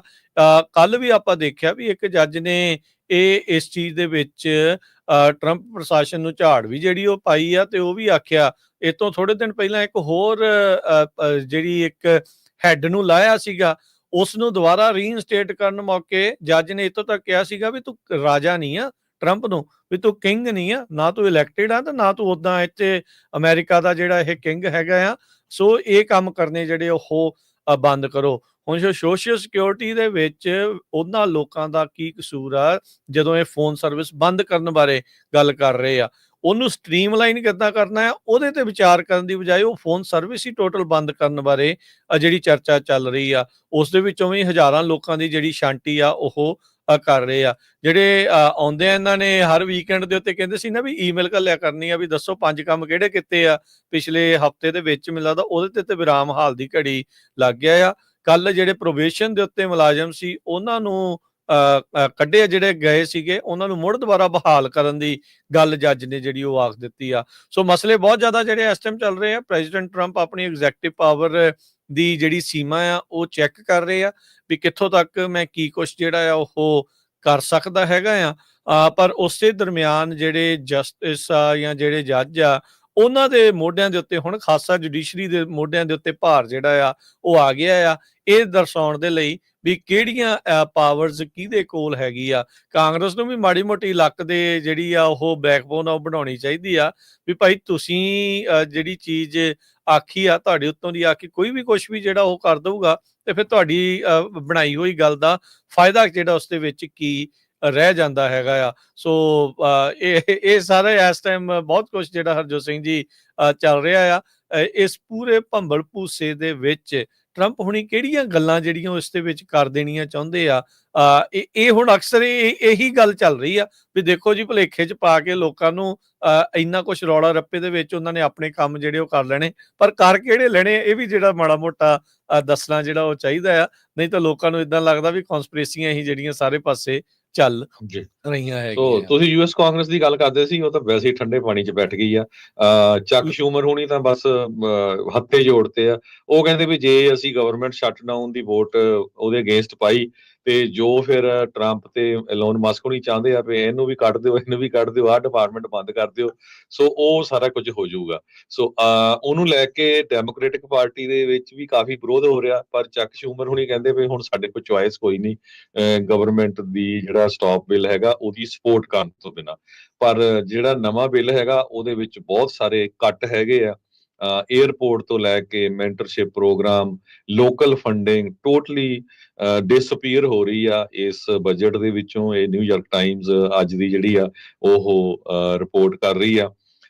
ਇੱਕ ਮਿਊਜ਼ੀਅਮ ਜੋ ਕਨੈਟੀਕਟ ਸੀ ਉਹਨਾਂ ਨੇ ਕਾਫੀ ਪਲੈਨੇਟੇਰੀਅਮ ਆਬਜ਼ਰਵੇਟਰੀ ਦਾ ਪ੍ਰੋਜੈਕਟ ਕਰਨਾ ਸੀ। ਬॉयਜ਼ ਤੇ ਗਰਲਸ ਕਲੱਬ ਟੈਨਸੀ 'ਚ, ਟੈਕਸਸ ਦੇ ਵਿੱਚ ਮੈਂਟਰਸ਼ਿਪ ਪ੍ਰੋਗਰਾਮ, ਜਾਰਜੀਆ ਦੇ ਵਿੱਚ ਕਾਲਜ ਨੇ ਲਾਇਬ੍ਰੇਰੀ ਬਣਾਉਣੀ ਸੀ। ਸੋ ਇਦਾਂ ਦੇ ਜਿਹੜੇ ਪ੍ਰੋਜੈਕਟ ਸੀ 2 ਦਰਜਨ ਦੇ ਕਰੀਬ 에ਅਰਪੋਰਟ ਯੂਐਸ ਦੇ ਵਿੱਚ ਰੈਨੋਵੇਟ ਹੋਣੇ ਸੀ, ਟਰਮੀਨਲ ਉਹਨਾਂ ਦੇ ਰਨਵੇਜ਼, ਤੇ ਇਹ ਸਾਰੇ ਉਹਨਾਂ ਨੂੰ ਜਿਹੜੀ ਫੰਡਿੰਗ ਇਸ ਨਵੇਂ ਸਟਾਪ ਬਿੱਲ ਦੇ ਵਿੱਚ ਨਹੀਂ ਹੈਗੀ। ਸੋ ਆਈ ਡੋਨਟ ਨੋ ਕਿਉਂਕਿ ਜੋ ਡੈਮੋਕ੍ਰੇਟ ਕਾਂਗਰਸਮੈਨ ਆ ਉਹ ਕਿਉਂ ਨਹੀਂ ਵਿਰੋਧ ਕਰ ਰਿਹਾ ਜਾਂ ਕਿਉਂ ਨਹੀਂ ਅਮੈਂਡ ਕਰ ਰਿਹਾ ਵੀ ਹਾਂ ਭਾਈ ਆਹ ਚੀਜ਼ਾਂ ਵੀ ਵਿੱਚ ਐਡ ਕਰੋ। ਪਰ ਜੇ ਹਿਸਾਬ ਦੇ ਗੱਲ ਨਹੀਂ ਨਾ ਕਰ ਰਹੇ ਉਹ ਹੁਣ ਉਹ ਰੋਈ ਤੇ ਜਾਂਦੇ ਆ, ਉਹ ਆਪਣੇ ਮੋਢਿਆਂ ਤੇ ਹੁਣ ਇਹ ਭਾਰ ਨਹੀਂ ਲੈਣਾ ਚਾਹੁੰਦੇ ਵੀ ਸਾਡੇ ਕਰਕੇ ਜਿਹੜੀ ਗਵਰਨਮੈਂਟ ਆ ਸ਼ਟਡਾਊਨ ਹੋਈ ਆ। ਉਸ ਡਰ ਤੋਂ ਟਰੰਪ ਹੁਣਾਂ ਨੇ ਡਰਾ ਕੇ ਰੱਖੇ ਇੱਕ ਹਿਸਾਬ ਦੇ ਨਾਲ ਵੀ, ਕਿਉਂਕਿ ਉਹਨਾਂ ਨੇ ਪਹਿਲਾਂ ਹੀ ਅਜੇ ਬੰਦ ਨਹੀਂ ਹੋਣੀ, ਅੱਜ ਲਾਸਟ ਦਿਨ ਆ ਵੈਸੇ ਇਸ ਚੀਜ਼ ਦੇ ਵਿੱਚ। ਜੇ ਫੰਡਿੰਗ ਜਿਹੜੀ ਉਹ ਨਹੀਂ ਹੁੰਦੀ ਤਾਂ ਉਹਨਾਂ ਨੇ ਨੈਗੋਸ਼ੀਏਟ ਨਹੀਂ ਕੀਤੀ ਰਿਪਬਲਿਕਨਸ ਨੇ ਬਿਲਕੁਲ ਵੀ। ਉਹਨਾਂ ਦੀ ਆਪਣੀ ਮੈਜੋਰਟੀ ਆ ਦੋਨਾਂ ਸਦਨਾਂ 'ਚ, ਰਾਸ਼ਟਰਪਤੀ ਉਹਨਾਂ ਦਾ ਆਪਣਾ ਹੈ, ਉਹ ਆਪਣੀ ਮਰਜ਼ੀ ਕਰ ਰਹੇ ਆ। ਤੇ ਡੈਮੋਕ੍ਰੇਟ ਇਸ ਗੱਲ ਤੋਂ ਡਰੇ ਆ ਵੀ ਕਿਤੇ ਦੋਸ਼ ਸਾਡੇ ਤੇ ਨਾ ਲੱਗ ਜੇ ਵੀ ਸਰਕਾਰ ਜਿਹੜੀ ਉਹ ਸਾਡੇ ਕਰਕੇ ਬੰਦ ਹੋਈ ਆ, ਕਿਉਂਕਿ ਆਲਰੇਡੀ ਉਹਨਾਂ ਦੇ ਉਲਟ ਇਹ ਜਿਹੜਾ ਪ੍ਰਚਾਰ ਆ ਉਹ ਸ਼ੁਰੂ ਕਰ ਦਿੱਤਾ ਗਿਆ ਸੀ ਰਿਪਬਲਿਕਨਸ ਦੇ ਦੁਆਰਾ। ਚੱਕ ਸ਼ੂਮਰ ਜਿੱਥੇ 2 ਦਿਨ ਪਹਿਲਾਂ ਕਹਿੰਦੇ ਸੀਗੇ ਵੀ ਅਸੀਂ ਇਸ ਬਿੱਲ ਦਾ ਕਿਸੇ ਵੀ ਤਰੀਕੇ ਦੇ ਨਾਲ ਸਾਥ ਨਹੀਂ ਦੇਵਾਂਗੇ, ਤੇ ਕੱਲ ਦੇ ਇਹਨਾਂ ਦਾ ਵੀ ਜਿਹੜੇ ਸੁਰ ਆ ਉਹ ਟੋਟਲੀ ਬਦਲ ਚੁੱਕੇ ਆ ਤੇ ਕਹਿੰਦੇ ਆ ਵੀ ਹੁਣ ਜਿਹੜਾ ਇਹ ਗੱਲਬਾਤ ਆ ਵੀ ਡੈਮੋਕ੍ਰੇਟਸ ਜਿਹੜੇ ਸਪੈਂਡਿੰਗ ਬਿੱਲ ਆ ਇਸ ਦੇ ਵਿੱਚ ਜਿਹੜਾ ਉਹ ਸਾਥ ਦੇਣਗੇ। ਸੋ ਅੱਜ ਜਦੋਂ ਵੋਟ ਹੁੰਦੀ ਆ ਸੈਨੇਟ ਦੇ ਵਿੱਚ ਤਾਂ ਕਨਫਰਮ ਹੋ ਜਾਊਗਾ ਵੀ ਇਹ ਜਿਹੜਾ ਸਪੈਂਡਿੰਗ ਬਿੱਲ ਪਾਸ ਹੁੰਦਾ ਆ, ਫੇਲ ਹੁੰਦਾ ਆ, ਜਾਂ ਅੱਗੇ ਜਿਹੜੀ ਗਵਰਨਮੈਂਟ ਆ ਉਹ ਸ਼ਟਡਾਊਨ ਹੋਊਗੀ ਜਾਂ ਨਹੀਂ। ਬਹੁਤ ਸਾਰੇ ਆਪਾਂ ਬ੍ਰੇਕ ਤੋਂ ਪਹਿਲਾਂ 2 ਪੁਆਇੰਟ ਹੋਰ ਐਡ ਕਰਦਾ। ਬਹੁਤ ਸਾਰੇ ਜਿਹੜੇ ਪ੍ਰੋਜੈਕਟਸ ਆ ਜਿਹੜੇ ਕੱਟ ਹੋਣ ਜਾ ਰਹੇ ਆ ਇਸ ਸਪੈਂਡਿੰਗ ਬਿੱਲ ਦੇ ਵਿੱਚ, ਉਹ ਲੋਕਲ ਕਮਿਊਨਿਟੀ ਦੇ ਲਈ ਬਹੁਤ ਜ਼ਰੂਰੀ ਆ। ਇੱਕ ਰੋਬਰਟ ਗਾਰਸੀਆ ਜੋ ਕੈਲੀਫੋਰਨੀਆ ਦੇ ਕਾਂਗਰਸਮੈਨ ਹੈਗੇ ਆ, ਉਹਨਾਂ ਨੇ ਇਹ ਕਿਹਾ ਵੀ ਮੇਰੇ ਏਰੀਏ ਦੇ ਵਿੱਚ, ਮੇਰੇ ਡਿਸਟ੍ਰਿਕਟ 'ਚ $13.4 ਮਿਲੀਅਨ 14 ਪ੍ਰੋਜੈਕਟਸ ਨੂੰ ਮਿਲਣਾ ਸੀ, ਹੁਣ ਉਹ ਨਹੀਂ ਮਿਲਣਾ। ਇੱਦਾਂ ਹੀ ਕਹਿੰਦਾ ਬਹੁਤ ਸਾਰੇ ਰਿਪਬਲਿਕਨ ਕਾਂਗਰਸਮੈਨ ਦੇ ਏਰੀਏ ਦੇ ਪ੍ਰੋਜੈਕਟਸ ਆ ਜੋ ਲੋਕਲ ਲੈਵਲ ਤੇ ਆ, ਕਹਿੰਦਾ ਮੈਨੂੰ ਸਮਝ ਨਹੀਂ ਆਉਂਦੀ ਵੀ, ਕਹਿੰਦਾ I think it's a shame that none of them are standing up for their communities, none of them are saying anything about these projects। ਸੋ ਉਹਨਾਂ ਨੂੰ ਆਪਣੇ ਜਿਹੜੇ ਕਨਸਟੀਚੁਐਂਟਸ ਆ ਉਹਨਾਂ ਦੇ ਲਈ ਵੀ ਜਿਹੜਾ ਲੜਨਾ ਚਾਹੀਦਾ ਹੈਗਾ। ਸੋ ਪਰ ਕੁਝ ਵੀ ਹੋਵੇ, ਜਿਸ ਹਿਸਾਬ ਦੇ ਨਾਲ ਈਵਨ ਚੱਕ ਸ਼ੂਮਰ ਉਹਨਾਂ ਨੇ ਤਾਂ ਜੋ ਰਿਪਬਲਿਕਨ ਕਾਂਗਰਸਮੈਨ ਆ ਉਹਨਾਂ ਨੂੰ ਬਸਟਰਡ ਸ਼ਬਦ ਵੀ ਵਰਤਿਆ ਸੀ ਇੱਕ ਟਾਈਮ ਦੇ ਉੱਤੇ ਕੱਲ ਇੰਟਰਵਿਊ ਦੇ ਦੌਰਾਨ। ਪਰ ਜੋ ਕੁਝ ਲੱਗ ਰਿਹਾ ਆ ਵੀ ਇਹ ਜਿਹੜਾ ਸਟਾਪ ਗੇਟ ਬਿੱਲ ਆ ਇਹਦੇ ਉੱਤੇ ਅੱਜ ਵੋਟ ਹੋਣ ਜਾ ਰਹੀ ਆ ਤੇ ਡੈਮੋਕ੍ਰੇਟਸ ਇਸ ਨੂੰ ਸਟਾਪ ਨਹੀਂ ਕਰਨਗੇ ਤੇ ਇਹ ਬਿੱਲ ਜਿਹੜਾ ਆ ਪਾਸ ਹੋ ਜਾਊਗਾ। ਸੋ ਗਵਰਨਮੈਂਟ ਸ਼ਟ ਡਾਊਨ ਨਹੀਂ ਹੋਊਗੀ। ਜੀ, ਬ੍ਰੇਕ ਲਵਾਂਗੇ। ਬ੍ਰੇਕ ਤੋਂ ਬਾਅਦ ਜਿਹੜੀ ਹੋਰ ਚਰਚਾਵਾਂ ਜਿਹੜੀਆਂ ਉਹ ਕਰਦੇ ਆ। ਸਟਾਕਸ ਦਾ ਕੀ ਜਿਹੜਾ ਉਹ ਹਾਲ ਚੱਲ ਰਿਹਾ, ਕੋਈ ਵਾਪਸੀ ਹੋ ਰਹੀ ਆ ਜਾਂ ਕੀ ਜਿਹੜਾ ਓਵਰਆਲ ਬਣਿਆ ਪਿਆ ਆ, ਉਸ ਦੇ ਬਾਰੇ ਜਿਹੜੀ ਚਰਚਾ ਤੇ ਹੋਰ ਇੰਪੋਰਟੈਂਟ ਖਬਰਾਂ ਤੇ ਮਾਰਾਂਗੇ ਆਪਾਂ ਝਾਤ। ਜੁੜੇ ਰਹੋ ਏਦਾਂ ਹੀ ਪੰਜਾਬੀ ਰੇਡੀਓ USA ਦੇ ਨਾਲ।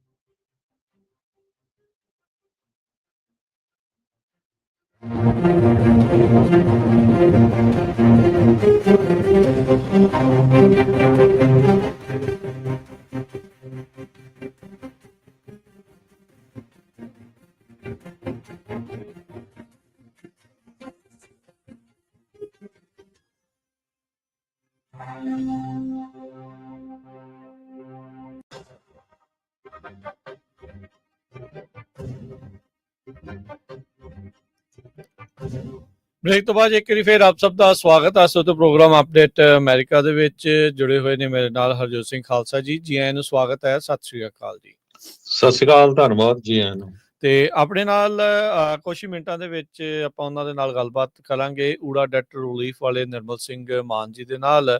ਉਹ ਵੀ ਆਪਣੇ ਨਾਲ ਜਿਹੜੇ ਜੁੜਨਗੇ, ਇੱਕ ਦੋ ਖਬਰਾਂ ਜਿਹੜੀਆਂ ਕਰਕੇ ਤੇ ਫਿਰ ਆਪਾਂ ਉਹਨਾਂ ਦੇ ਨਾਲ ਕਰਦੇ ਹਾਂ ਚਰਚਾ।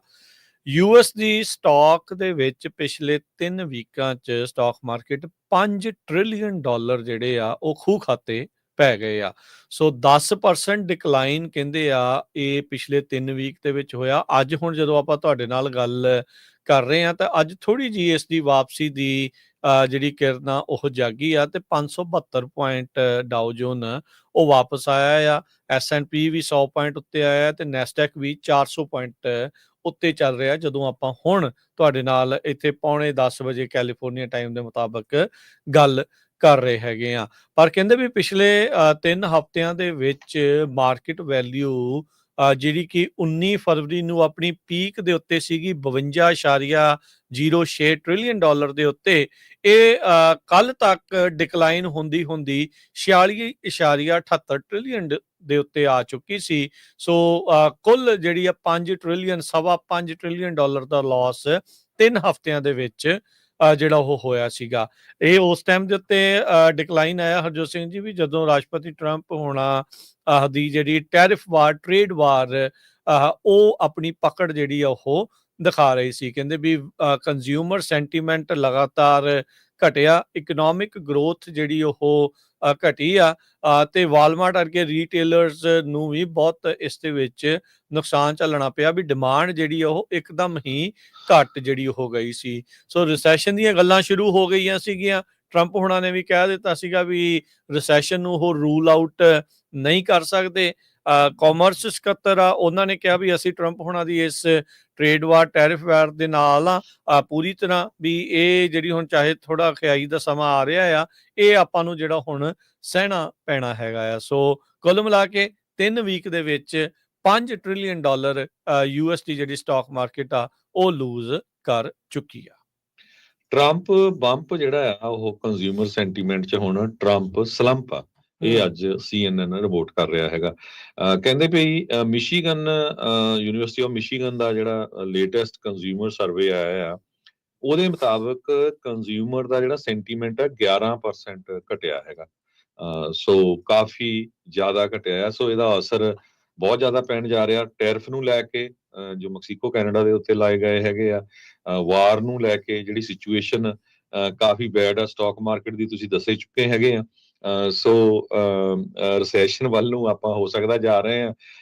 ਆਪਾਂ ਰਾਜਕਰਮਵੀਰ ਸਿੰਘ, ਨਿਰਮਲ ਮਾਨ ਹੋਣਾ ਨਾਲ ਇਸ ਪੁਆਇੰਟ ਤੇ ਗੱਲਬਾਤ ਕਰਕੇ ਫਿਰ ਇਮੀਗ੍ਰੇਸ਼ਨ ਨਾਲ ਰਿਲੇਟਡ ਕਾਫੀ ਇੰਪੋਰਟੈਂਟ ਖਬਰਾਂ ਆ, ਰੋਜ਼ ਕਾਲਾਂ ਬਹੁਤ ਆ ਰਹੀਆਂ ਵੀ ਇੱਥੋਂ ਚੱਕ ਲੈ ਇੱਥੋਂ ਚੱਕ ਲੈ, ਉਹ ਜ਼ਰੂਰ ਆਪਾਂ ਸਾਂਝੀਆਂ ਕਰਾਂਗੇ। ਸਭ ਤੋਂ ਪਹਿਲਾਂ ਜੀ ਆਇਆਂ ਨੂੰ ਆਖਦੇ ਆ ਨਿਰਮਲ ਮਾਨ ਜੀ ਨੂੰ, ਉਹ ਆਪਣੇ ਨਾਲ ਇਸ ਟਾਈਮ ਜੁੜ ਚੁੱਕੇ ਨੇ। ਹਾਂਜੀ ਨਿਰਮਲ ਸਿੰਘ ਮਾਨ ਜੀ, ਜੀ ਆਇਆਂ ਨੂੰ ਸਵਾਗਤ ਹੈ। ਸਤਿ ਸ਼੍ਰੀ ਅਕਾਲ ਜੀ। ਸਤਿ ਸ਼੍ਰੀ ਅਕਾਲ ਭਾਜੀ, ਥੈਂਕ ਯੂ ਵੈਰੀ ਮਚ ਰਾਜ। ਸਤਿ ਸ਼੍ਰੀ ਅਕਾਲ ਹਰਜੋਤ ਭਾਜੀ, ਸਤਿ ਸ਼੍ਰੀ ਅਕਾਲ। ਸਤਿ ਸ਼੍ਰੀ ਅਕਾਲ ਜੀ। ਸੋ ਨਿਰਮਲ ਮਾਨ ਜੀ, ਜਦੋਂ ਹੁਣ ਇਕਨੋਮੀ ਦੇ ਵਿੱਚ ਇਦਾਂ ਦੀ ਸਿਚੁਏਸ਼ਨ, ਇਦਾਂ ਦੀਆਂ ਨਿਊਜ਼ ਜਿਹੜੀਆਂ ਆਉਂਦੀਆਂ ਆ ਉਹ ਸਿੱਧਾ ਹੀ ਜਿਹੜਾ ਅਸਰ ਆਬਵੀਅਸਲੀ ਆਮ ਲੋਕਾਂ ਦੇ ਉੱਤੇ ਵੀ ਪੈਂਦਾ ਆ। ਅਮਰੀਕਾ ਕਰਜ਼ਿਆਂ ਦਾ ਮੁਲਕ ਆ, ਇੱਥੇ ਹਰ ਇੱਕ ਚੀਜ਼ ਕਰਜ਼ਿਆਂ ਦੇ ਨਾਲ ਜਿਹੜੀ ਉਹ ਚੱਲਦੀ ਆ। ਤੇ ਜਦੋਂ ਇਦਾਂ ਹੁੰਦਾ ਆ, ਜਿਹੜਾ ਇਹ ਹੁਣ ਸਲੰਪ ਵੀ ਆਇਆ, ਕਈਆਂ ਦਾ 401k ਡੁੱਬਿਆ ਆ, ਕਈਆਂ ਦੀਆਂ ਜਿਹੜੀਆਂ ਇਨਵੈਸਟਮੈਂਟ ਸੀਗੀਆਂ ਉਹਦੇ ਵਿੱਚ ਡਾਊਨ ਜਿਹੜਾ ਉਹ ਕੰਮ ਗਿਆ ਆ, ਤੇ ਇਹਦੇ ਨਾਲ ਲੋਕਾਂ ਦੇ ਉੱਤੇ ਦਬਾਅ ਜਿਹੜਾ ਵੱਧ ਜਾਂਦਾ ਹੈ। ਬਿਲਕੁਲ ਬਿਲਕੁਲ ਰਾਜ ਜੀ, ਆਪਾਂ ਇਹਨਾਂ ਬਾਰੇ ਕਾਫੀ, ਮੈਂ ਤੇ ਆਲਮੋਸਟ ਪਿਛਲੇ ਲਾਸਟ ਈਅਰ ਤੋਂ ਇਹਦੇ ਬਾਰੇ ਗੱਲ ਕਰ ਰਿਹਾ ਹਾਂ ਬੜੀ ਡਿਟੇਲ ਦੇ ਵਿੱਚ ਕਿ ਜਿਹੜੀ ਜਦੋਂ ਵੀ ਆਪਾਂ ਟੈਰਿਫ ਦੀ ਗੱਲ ਕਰਦੇ ਹਾਂ, ਟੈਰਿਫ ਨੂੰ ਆਪਾਂ ਭਾਵੇਂ ਨਾ ਟੈਰਿਫ ਦੇ ਦਿੱਤਾ ਹੋਇਆ ਪਰ it's a form of a tax. ਇਹ ਟੈਕਸ ਹੀ ਹੈਗਾ ਜਿਹੜਾ ਸਿੱਧਾ ਤੋਂ ਸਿੱਧਾ ਅਮਰੀਕਨ ਕੰਜ਼ਿਊਮਰ ਦੇ ਉੱਤੇ ਹੀ ਪੈ ਰਿਹਾ। ਔਰ ਉਹਦੇ ਬਾਅਦ ਜਿਹੜੀ ਹੁਣ ਡਿਪੂਟੇਸ਼ਨਸ ਹੋ ਰਹੀਆਂ, ਜਿੱਦਾਂ ਹੁਣ ਅਰਜੋਤ ਭਾਜੀ ਕਹਿ ਰਹੇ ਹਨ ਕਿ ਆਉਣ ਵਾਲੇ ਟਾਈਮ ਦੇ ਵਿੱਚ ਹੋਰ ਬੰਦੇ ਵੀ ਕੱਢਣੇ ਨੇ। ਸੋ ਓਵਰਆਲ ਜਿਹੜੀ ਇਨਫਲੇਸ਼ਨ ਹੈ, ਜਿਹੜੀ ਡਾਲਰ ਦੀ ਵੈਲਿਊ ਹੈ, ਉਨੀ ਆਉਣ ਵਾਲੇ ਟਾਈਮ 'ਚ ਰਹਿਣੀ ਨਹੀਂ ਜਿੰਨੀ ਅੱਗੇ ਹੈਗੀ ਸੀ। So dollar is not going to go that far. ਹਰ ਚੀਜ਼ਾਂ ਐਕਸਪੈਂਸਿਵ ਹੋ ਰਹੀਆਂ ਨੇ ਹਰ ਪਾਸੇ। ਅੱਜ ਕਿਸੇ ਵੀ ਪਾਸੇ ਤੁਸੀਂ ਗੱਲ ਕਰ ਲਓ, ਕਿਸੇ ਵੀ ਬਿਜ਼ਨਸ ਨੂੰ ਗੱਲ ਕਰ ਲਓ, ਹਰ ਬੰਦੇ ਨੂੰ ਪੁੱਛੋ ਕਿ ਬਿਜ਼ਨਸ ਕਿੱਦਾਂ ਚੱਲ ਰਿਹਾ, ਹਰ ਹੀ ਕਹਿੰਦਾ ਜੀ ਬਸ ਤੁਹਾਨੂੰ ਪਤਾ ਹੀ ਬਿਜ਼ਨਸ ਕਿੱਦਾਂ ਚੱਲ ਰਿਹਾ। ਸੋ ਐਵਰੀ ਬਿਜ਼ਨਸ ਇਜ਼ ਸਫਰਿੰਗ, ਭਾਵੇਂ ਰਿਟੇਲ ਹੈ, ਭਾਵੇਂ ਟਰੱਕਿੰਗ ਹੈ, ਭਾਵੇਂ ਕੋਈ ਬਿਜ਼ਨਸ ਵੀ ਹੈ। ਮੈਨੂੰ ਨਹੀਂ ਲੱਗਦਾ ਕੋਈ ਐਸਾ ਬਿਜ਼ਨਸ ਹੈ ਜਿਹੜਾ ਇਸ ਟਾਈਮ ਫਲਰਿਸ਼ ਕਰਦਾ ਪਿਆ। ਔਰ ਡੈਟ ਜਿਹੜਾ ਉਹ ਦਿਨੋਂ ਦਿਨ ਵੱਧਦਾ ਜਾ ਰਿਹਾ। ਹਿਸਟੋਰਿਕ 1.3 ਟ੍ਰਿਲੀਅਨ ਡੈਟ ਜਿਹੜਾ ਹਿਸਟੋਰਿਕ ਹਾਈ ਡੈਟ ਹੋ ਗਿਆ। ਆਲਮੋਸਟ ਓਵਰ 40% ਲੋਕ ਜਿਹੜੇ ਨੇ ਦੇ are one way another defaulting on their credit card. ਕੋਈ ਵੀ ਕਿਸੇ ਤਰ੍ਹਾਂ ਦੀ ਰੇ ਆਫ ਹੋਪ ਨਜ਼ਰ ਨਹੀਂ ਆਉਂਦੀ ਪਈ। ਜੇ ਰਿਸੈਸ਼ਨ ਦੀ ਗੱਲ, ਜਿੱਦਾਂ ਜੋ ਭਾਜੀ ਕਹਿ ਰਹੇ ਹਨ ਕਿ ਰਿਸੈਸ਼ਨ ਆਉਣ ਦੀ ਚਾਂਸਸ ਨੇ, ਤੇ ਅੱਗੇ ਮੈਂ ਫਿਰ ਵੀ ਗੱਲ ਕਰ ਰਿਹਾ ਭਾਜੀ ਨੇ ਕਿ ਰਿਸੈਸ਼ਨ ਤੇ ਚਲੋ ਜੇ ਆ ਜਾਏ, ਸਿਰਫ ਰਿਸੈਸ਼ਨ ਤੇ ਗੱਲ ਰਹਿ ਜਾਏ ਤੇ ਆਪਾਂ ਲੱਕੀ ਹੋਵਾਂਗੇ। ਡਿਪਰੈਸ਼ਨ ਆਉਣ ਦੇ ਵੀ ਗ੍ਰੇਟ ਡਿਪਰੈਸ਼ਨ ਜਿਹੜੀ 30s ਦੇ ਵਿੱਚ ਆਈ, ਜਦੋਂ ਲੋਕੀ ਕਹਿੰਦੇ ਨੇ ਕਿ ਸਾਨੂੰ ਰੋਟੀ ਦੇ ਦਿਓ, ਅਸੀਂ ਰੋਟੀ ਵਾਸਤੇ ਕੰਮ ਕਰਨ ਨੂੰ ਤਿਆਰ ਆ। ਦੇयर ਇਜ਼ ਅ ਗੁੱਡ ਪੋਸਿਬਿਲਿਟੀ ਕਿ ਉਹ ਵੀ ਆ ਸਕਦਾ ਜੋ ਹਾਲਾਤ ਇਸ ਟਾਈਮ ਹੋ ਚੁੱਕੇ।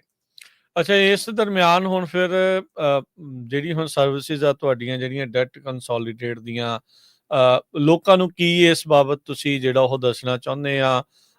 ਕਦੋਂ ਤੁਹਾਨੂੰ ਜਿਹੜੀ ਉਹ ਕਾਲ ਕਰਨੀ ਚਾਹੀਦੀ ਆ? ਕਿਹੜੀ ਸਿਚੁਏਸ਼ਨ ਦੇ ਵਿੱਚ ਜਿਹੜੇ ਲੋਕ ਆ ਉਹ ਤੁਹਾਡੀਆਂ ਸਰਵਿਸਿਜ਼ ਦੀ ਜਿਹੜੀ ਉਹ ਹੈਲਪ ਲੈਣ, ਵੀ ਵੇਟ ਕਰਨੀ ਆ ਵੀ ਪਾਣੀ ਸਿਰੋਂ ਲੰਘ ਜਾਵੇ, ਜਾਂ ਜਦੋਂ ਆ ਗਿਆ ਆ ਕਹਿ ਲਓ ਵੀ ਛਾਤੀ ਤਾਈਂ ਆ ਗਿਆ ਵੀ ਫਿਰ ਬੰਦਾ ਕਾਲ ਕਰ ਲਵੇ? ਕਿਹੜੀ ਸਿਚੁਏਸ਼ਨ 'ਚ ਕਾਲ ਕਰਨ ਦੀ ਲੋੜ ਆ? ਬਿਲਕੁਲ, ਦੇਖੋ ਬੜੀ ਸਿੰਪਲ ਜਿਹਾ ਜਿਹੜਾ ਲਿਟਮਸ ਟੈਸਟ ਹੈਗਾ ਕਿ ਜਦੋਂ ਵੀ ਤੁਹਾਨੂੰ ਲੱਗਦਾ ਕਿ ਤੁਸੀਂ ਮਿਨੀਮਮ ਪੇਮੈਂਟ ਤੋਂ ਬਾਅਦ ਅਫੋਰਡ ਨਹੀਂ ਕਰ ਪਾ ਰਹੇ, ਔਰ ਐਗਜ਼ੈਕਟਲੀ ਇਹੀ ਕ੍ਰੈਡਿਟ ਕਾਰਡ ਕੰਪਨੀਆਂ ਚਾਹੁੰਦੀਆਂ ਨੇ ਕਿ ਤੁਸੀਂ ਮਿਨੀਮਮ ਪੇਮੈਂਟ ਪੇ ਕਰੋ ਔਰ ਜਿਹੜਾ ਰਿਮੇਨਿੰਗ ਡੈਟ ਹੈ ਤੁਹਾਡਾ ਉਹ ਤੇ 22% 27% ਇੰਟਰਸਟ ਰੇਟ ਪੇ ਕਰੋ। ਤਾਂ ਮਿਨੀਮਮ ਪੇਮੈਂਟ ਜੇ ਤੁਸੀਂ ਮੋਰ ਦੈਨ 1 ਮੰਥ, ਮੈਂ ਪਹਿਲਾਂ 3 ਮੰਥ ਦਾ ਟਾਈਮ ਰੱਖਿਆ ਹੋਇਆ ਸੀ, ਪਰ ਜੇ ਤੁਹਾਡੇ ਕੋਲ 2 ਜਾਂ 3 ਮਹੀਨੇ ਦੇ ਰਿਜ਼ਰਵਸ ਨਹੀਂ ਹੈਗੇ, ਐਗਜ਼ੈਕਟਲੀ ਜੇ ਆਪਾਂ ਕ੍ਰੈਡਿਟ ਕਾਰਡ ਨੂੰ, ਜੇ ਮੈਂ ਇਹਦੀ ਟਿਪ ਗੱਲ ਕਰਾਂ ਕਿ ਜੇ ਸਲਾਹ ਦਾਂਗੇ ਇਹੀ ਕਰਾਂਗੇ, ਕ੍ਰੈਡਿਟ ਕਾਰਡ ਨੂੰ ਹਮੇਸ਼ਾ ਆਪਾਂ ਕਨਵੀਨੀਅੰਸਲੀ ਯੂਜ਼ ਕਰੀਏ ਕਿ ਆਪਾਂ ਨੂੰ ਹਮੇਸ਼ਾ ਕੈਸ਼ ਨਾ ਕੈਰੀ ਕਰਨਾ ਪਏ, ਔਰ ਹਰ ਮਹੀਨੇ ਜਿੰਨੇ ਆਪਾਂ ਯੂਜ਼ ਕਰਦੇ ਉਹਨੂੰ ਪੇ ਆਫ ਕਰ ਦਈਏ। ਔਰ ਜੇ ਸਾਡੀ ਸਿਚੁਏਸ਼ਨ ਇਹ ਆ ਗਈ ਕਿ ਅਸੀਂ ਪੇ ਆਫ ਨਹੀਂ ਕਰ ਪਾ ਰਹੇ, ਹਰ ਮਹੀਨੇ ਉਹਨੂੰ ਆਪਾਂ ਡੈਟ ਨੂੰ ਗਾਂਹ ਦੀ ਗਾਂਹ ਪੁਸ਼ ਕਰਦੇ ਜਾ ਰਹੇ ਹਾਂ, ਤੇ ਉਹਦੇ ਵਾਸਤੇ ਤੁਸੀਂ ਕਾਲ ਕਰ ਲਓ। ਜਿਹੜਾ ਵੀ ਸਾਡਾ ਸਟਾਫ ਹੈਗਾ, we are one of the oldest company ਇਸ ਮਾਰਕੀਟ ਦੇ ਵਿੱਚ, still top 10 companies even in the mainstream, ਔਰ ਅਸੀਂ ਇੱਕ ਨਿੱਕਾ ਪੈਸਾ ਨਹੀਂ ਲੈਂਦੇ ਤੁਹਾਡਾ, ਜਿੰਨਾ ਤੁਹਾਡਾ ਕਰਜ਼ਾ ਮਾਫ ਨਹੀਂ ਹੋ ਜਾਂਦਾ।